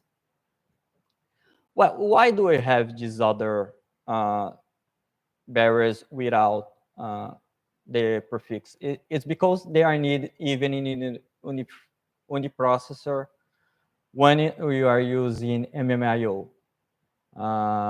If I need to write to a register that's mapped in the memory and then read from another register in this order, I might need to put a barrier there to prevent the compiler or the processor to reorder these instructions. In some processors, you have specific functions for MMIO barriers. So this first definition here might not be exactly that. A little quiz now. Do you think that a full memory barrier might be equivalent to a load memory barrier followed by a write memory barrier, or vice versa? What do you think? Any guesses? No. Let's see. Let's see this example. I have a store A, then a couple of barriers, and a load. But as SMP RMB only concerned about loads, then I can reorder the store here. Likewise, I can reorder WMB with the load of B. But now there are no barriers between them, and then I am free to reorder the load of B and the store of A. So the answer is no. The Linux kernel also has this function SMP store MB that it does the equivalent of that, assign the value to the variable and then execute a full memory barrier. So I can replace this two statement by a call to this function.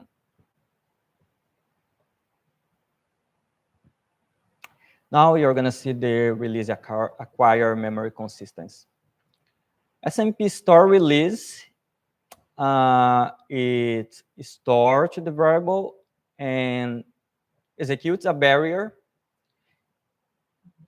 that will allow I reorder everything that's after it can be reordered before it, as in the example. I reordered the C without concern. However, it cannot reorder anything that's before it to after it. And the idea here is that I am releasing the data to the other CPU. So it's okay, I assign to all my variables, and then I use release to say, hey, okay, you are free to read. So move any things from the bottom to up, cause no harm.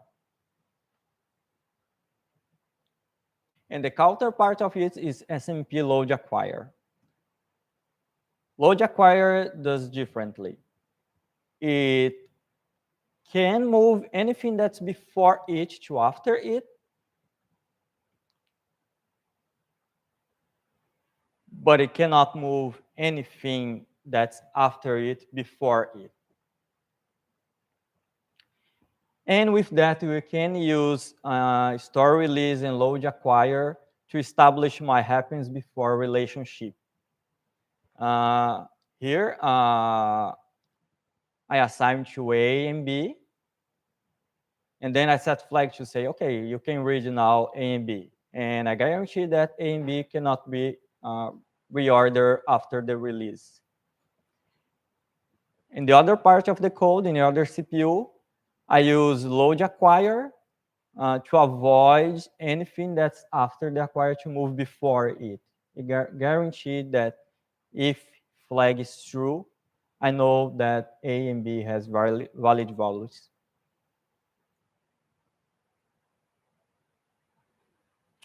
Questions so far?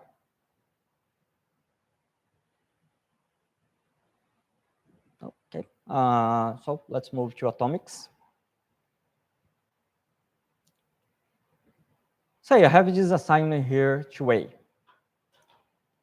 The code that the compiler will generate is something like that in a load store architecture. I will load the contents to a register and then store the register to my variable.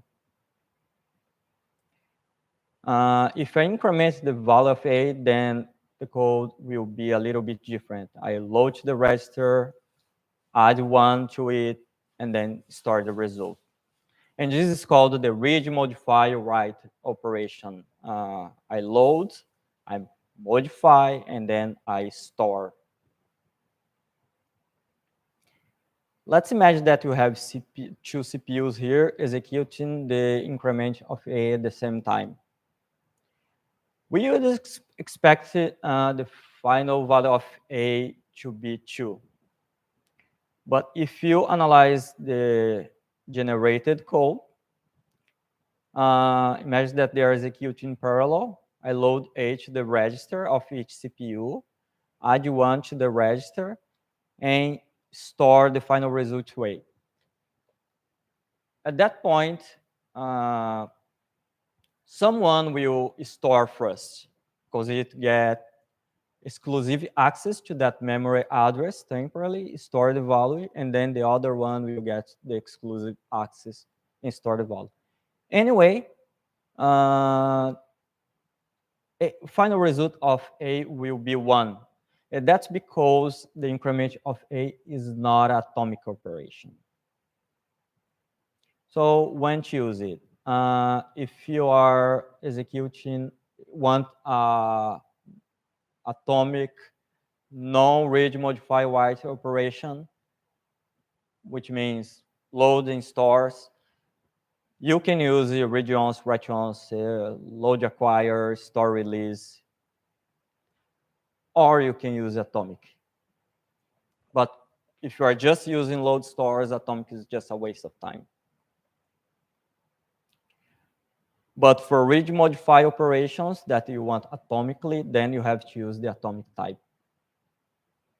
It comes in 3 variations. Atomic T is int. Atomic long T is long int. The atomic 64 is for 64-bit variables. They are all signed, but you can safely cast them to unsigned because the compiler uses this. The Linux kernel passes the compiler this flag that will cause signed values to be wrapped around. So atomics for memory order point of view. Any load store operation in atomics have no memory ordering at all. It's like I am assigned to a local variable. Read modify write operations that do not return a value have no ordering as well by default. And read modify operations that return a value are fully ordered. And I have modifiers, relaxed, acquire, and release to change the default behavior. Relaxed here means no memory barrier at all. Here, our already previously example, now with atomic version. I declare A, B, and flag as atomic and use this atomic init macro to initialize them. In my write, I use atomic set and atomic add. They do not return a value, so they are not ordered at all. But when I'm starting to flag, I have to use the atomic set release variant to guarantee a release memory order. And here, on the other side, I have to use atomic load acquire because load by default does not have any order. And then I use atomic load that has no order, but I don't need them.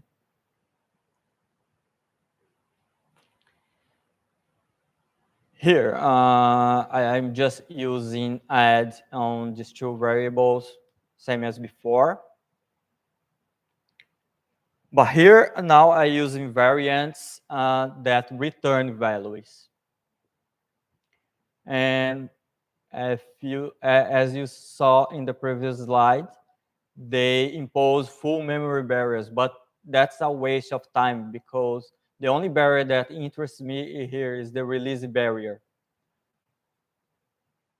So I have a better performance if I use the relaxed variant of these functions. The fetch variant, it returns the original value of the variable, and the return variant will return the final result. This is something that you often don't have to bother, but the way that the code of atomics is structured, it has these abstractions, MB before atomic, MB after atomic, that they are the memory barriers that should come before an atomic and the memory barrier that should be after the atomic. So a full memory barrier version of fetch edge is equivalent of calling the barrier before atomic, calling the relaxed version, and then calling the barrier of after the atomic. And that's it. Any questions? When the audience does not have questions, you either rock it or you suck it. There is no middle term. I am afraid to ask. so thank you.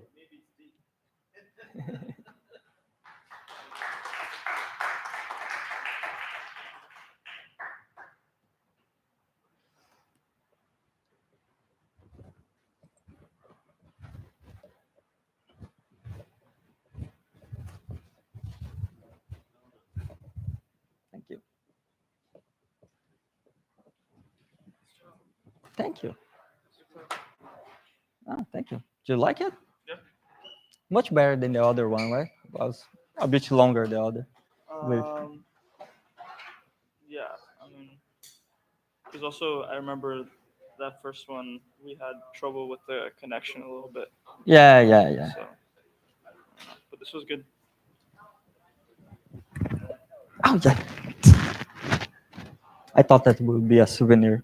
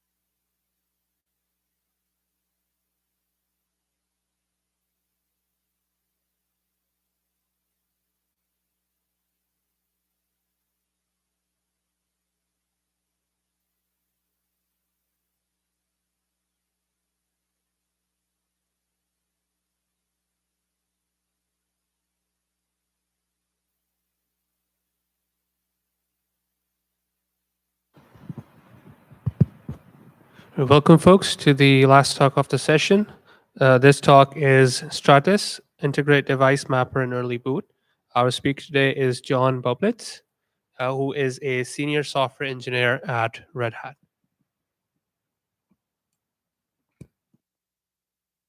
Everyone, thanks so much for coming today.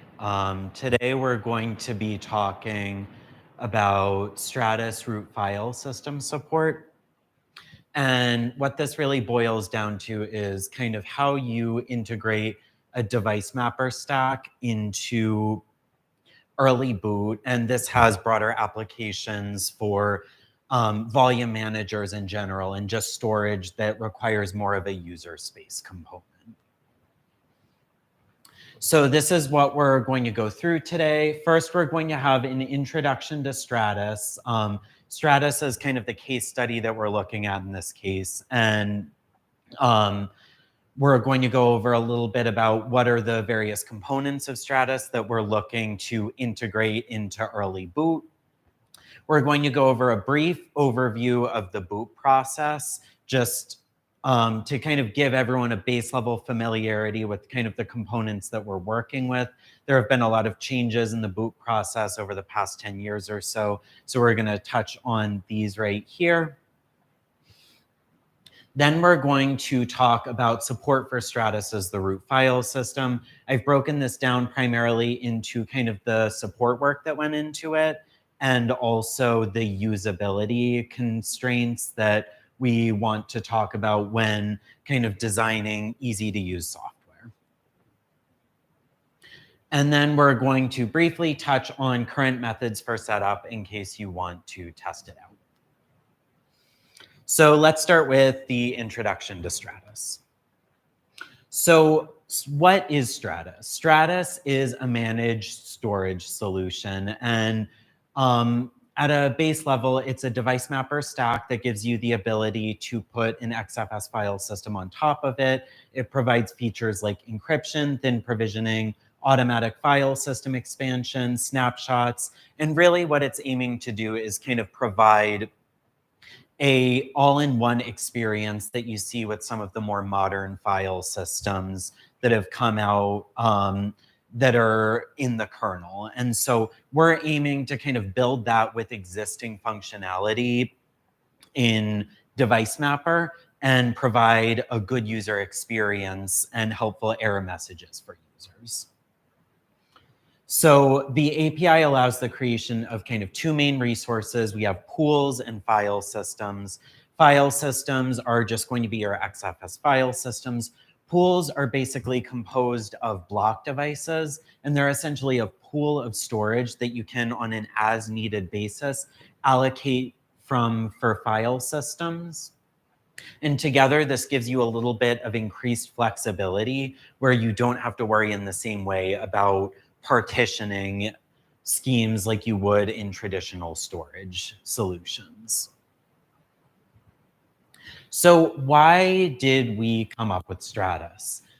The basic idea is that we wanted to make storage easier. So there are definitely some very robust storage solutions out there that provide lots and lots of tunables. And what we really wanted to focus on was having kind of an opinionated approach to storage that gave the best setup for most users and focused on helpful error messages, user experience, and essentially had an easy path for things like encryption and growing file systems, which it does automatically.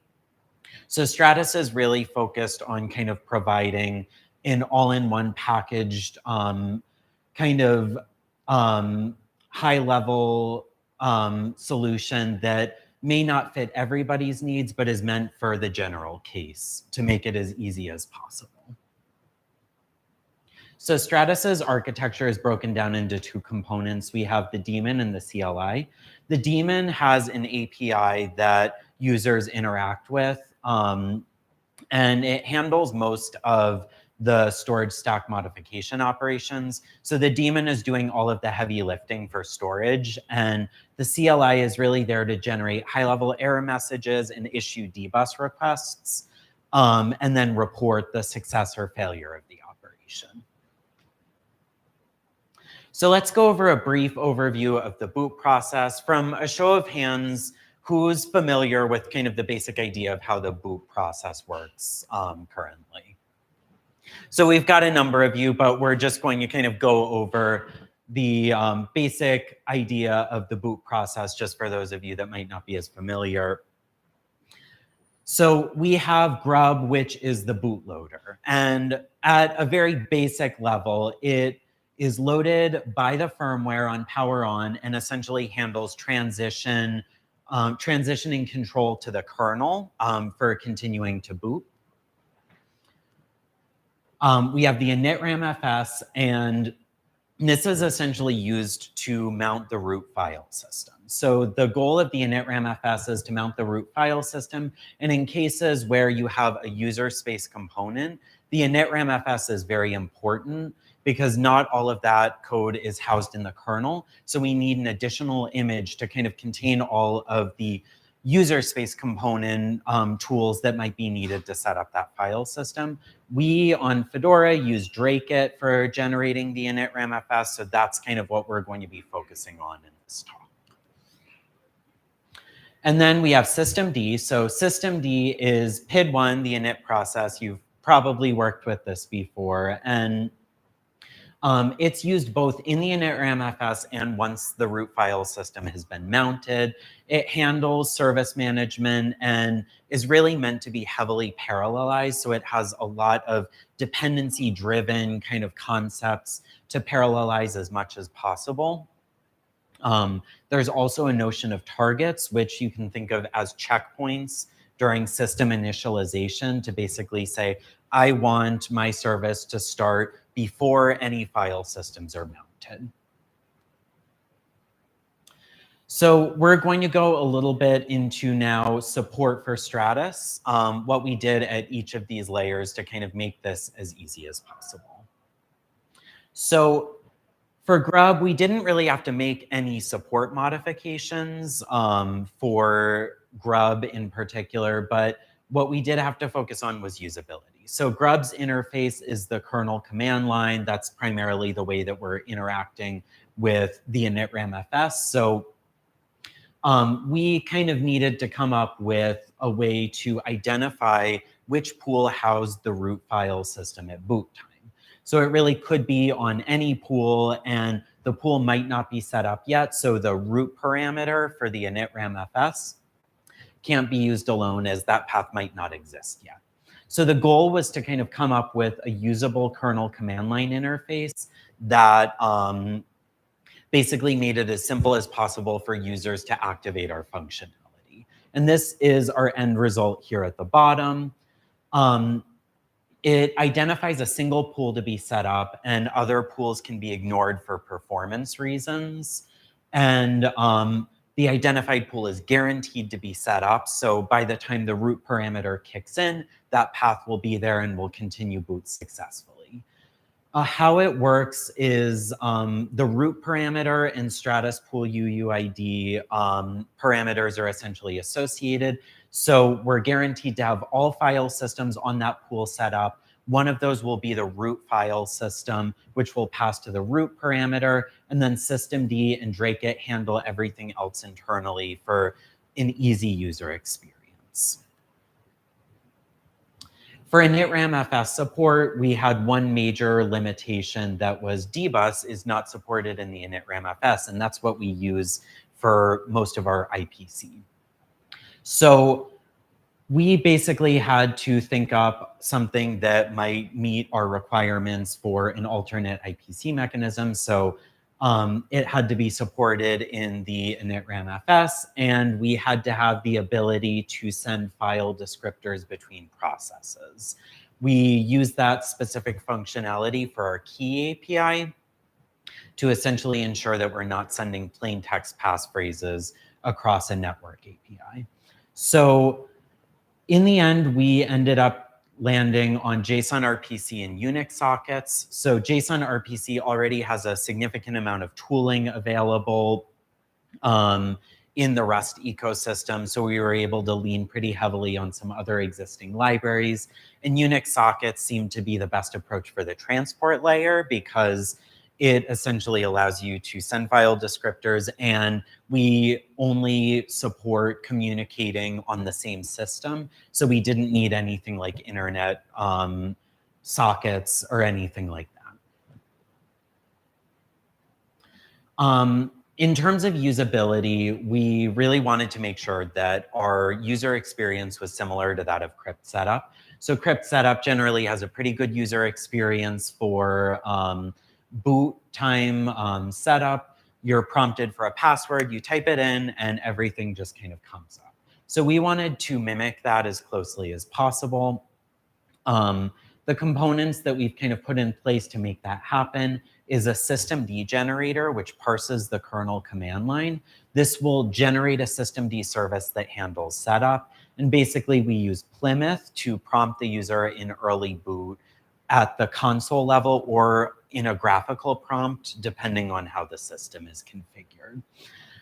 We also include all of the necessary tools in the initramfs for easy recovery. So if the boot doesn't go as planned, then we're able to recover from that using existing tools to rescue that boot. Systemd support was probably the most challenging. We had two primary kind of overarching themes in our support. One was timing and one was device detection.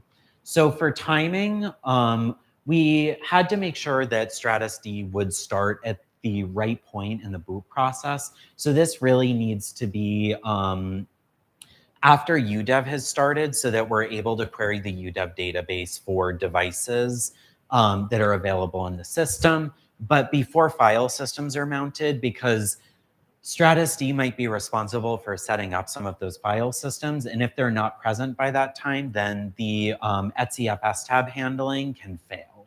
So what we found is there's this sysinit target, and we chose that for our particular starting point for stratusd. There's a very helpful diagram for people that are doing this kind of work that systemd provides, basically outlining all of the boot ordering of targets. And that's a very helpful resource for determining where in the dependency graph of targets you fall and where you need to start your service. We also needed to make sure that IPC was reporting when it came up, because originally we had a simple type service for systemd, and this essentially just reports success starting the service immediately after the process is started. This caused problems because our IPC hadn't always initialized by that point. So we switched to type notify, where we could actually tell systemd, okay, now we are ready for other services that depend on this service to start and consume our API. And this solved our race condition problems in terms of consuming our API. We also had some race conditions between our daemon processing the devices and UDEV processing the devices. UDEV is going to do certain checks on a device, but we do some additional checking on the super block to pull out additional information. And it's not always guaranteed that the devices would be fully processed in our daemon by the time they showed up in UDEV. So we added in some wait sleep retries internally to essentially ensure that by the time we started actually performing our setup operations, they had been registered in our daemon. For device detection, our primary challenge was symlinks. The root parameter in the initramfs expects a UDEV device, and previously our symlinks in the format pool name file system name were manually managed. So they weren't actually recognized by UDEV. This meant that when we went and booted and pointed to these easy to use symlinks, then the boot process would just time out because it would just sit there and it was not aware of the symlink anywhere. And so the boot would just time out. So we actually had to move over to setting our symlinks in our UDEV rules. And what this allowed us to do is basically get detection by the root file system parameter. But it also allowed us to send some additional information to our UDEV rules to appropriately set them up and handle things like pool name changes and file system name changes. In terms of usability, the main usability point that we focused on in systemd was the case where something fails. And so you'll see up here 2 systemd directives. And what this essentially does is drops you to the emergency console. So we chose this specifically because previously, without these directives, what could happen is lingering jobs could cause interference or unnecessary prompts during recovery. And so this isolate job mode basically allows us to cancel all pending jobs that may cause interference during recovery. And one of the major cons of this is that you're required to start up all of the services again once you drop into the emergency console, and that might be a little bit confusing to users, but the pros definitely seemed to outweigh the cons. So let's just talk briefly about current methods for setup. Currently, Anaconda does not recognize and cannot create Stratus pools and file systems in the graphical mode. So we have a little bit of a workaround for testing this on our team. What we essentially do is create the pools and file systems in the terminal mode of Anaconda, and then we mount it, point to the mounted hierarchy with dir install in text mode, and then the partitioning step is skipped by the installer. This has some gotcha points because after you've installed, you do have to manually write at CFS tab. You have to install the bootloader and write the config and do a NitRamFS generation. So this can be a little bit complicated and is not recommended for most users, but this is an option. The option that I personally use for testing is rsync. So what this boils down to is copying over an existing install with rsync. And then the gotchas here are you have to reset the SE Linux context for the entire file system that you've copied over. Otherwise, you can get login errors. And then you have to modify all of the files that store information about the devices. So for example, you'll have to modify grub to point to the right boot partition. You have to modify etcfs tab to have the new devices that you're using, and possibly crypt tab if the install that you're copying from was encrypted. So thank you so much for attending. Hopefully this gives you a little bit of a general overview of how you might go about approaching supporting a new volume manager in early boot. And I'm happy to take any questions that anyone has.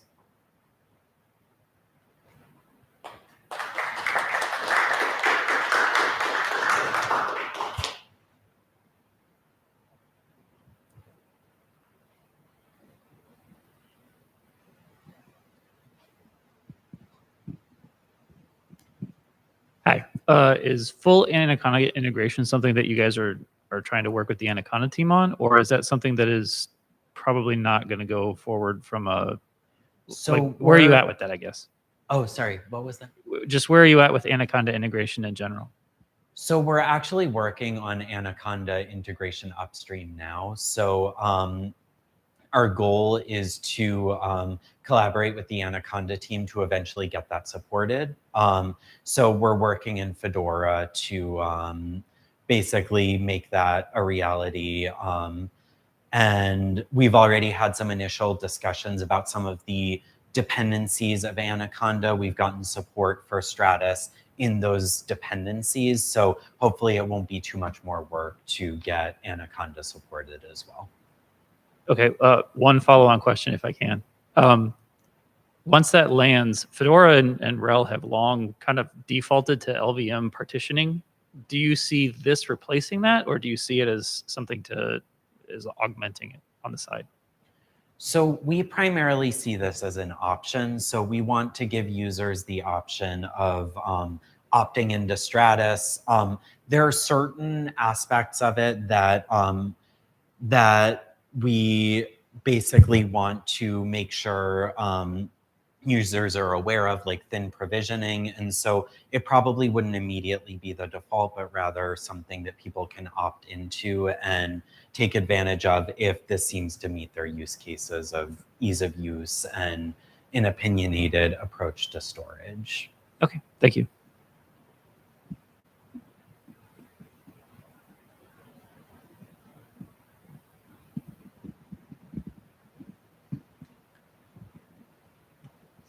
Okay. So you mentioned supporting Stratus in the initramfs. That's just for like mounting up storage that's already been created, or are you talking about actually possibly creating like various high-level storage pieces in there as well? I think we've had some people discuss actually creating a pool and file system in the initramfs. So we don't currently provide any functionality to support that.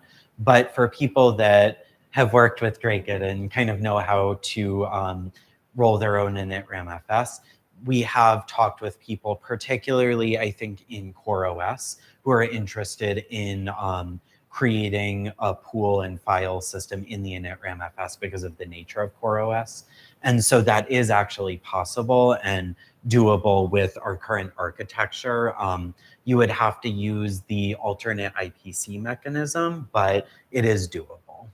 Cool. Yeah, I work in CoreOS. I know. Oh, okay. I know those guys, Jonathan and a couple others in particular, have worked really hard to get it to work and have overcome a lot of things. So yeah, it's not an easy thing to do. Yeah.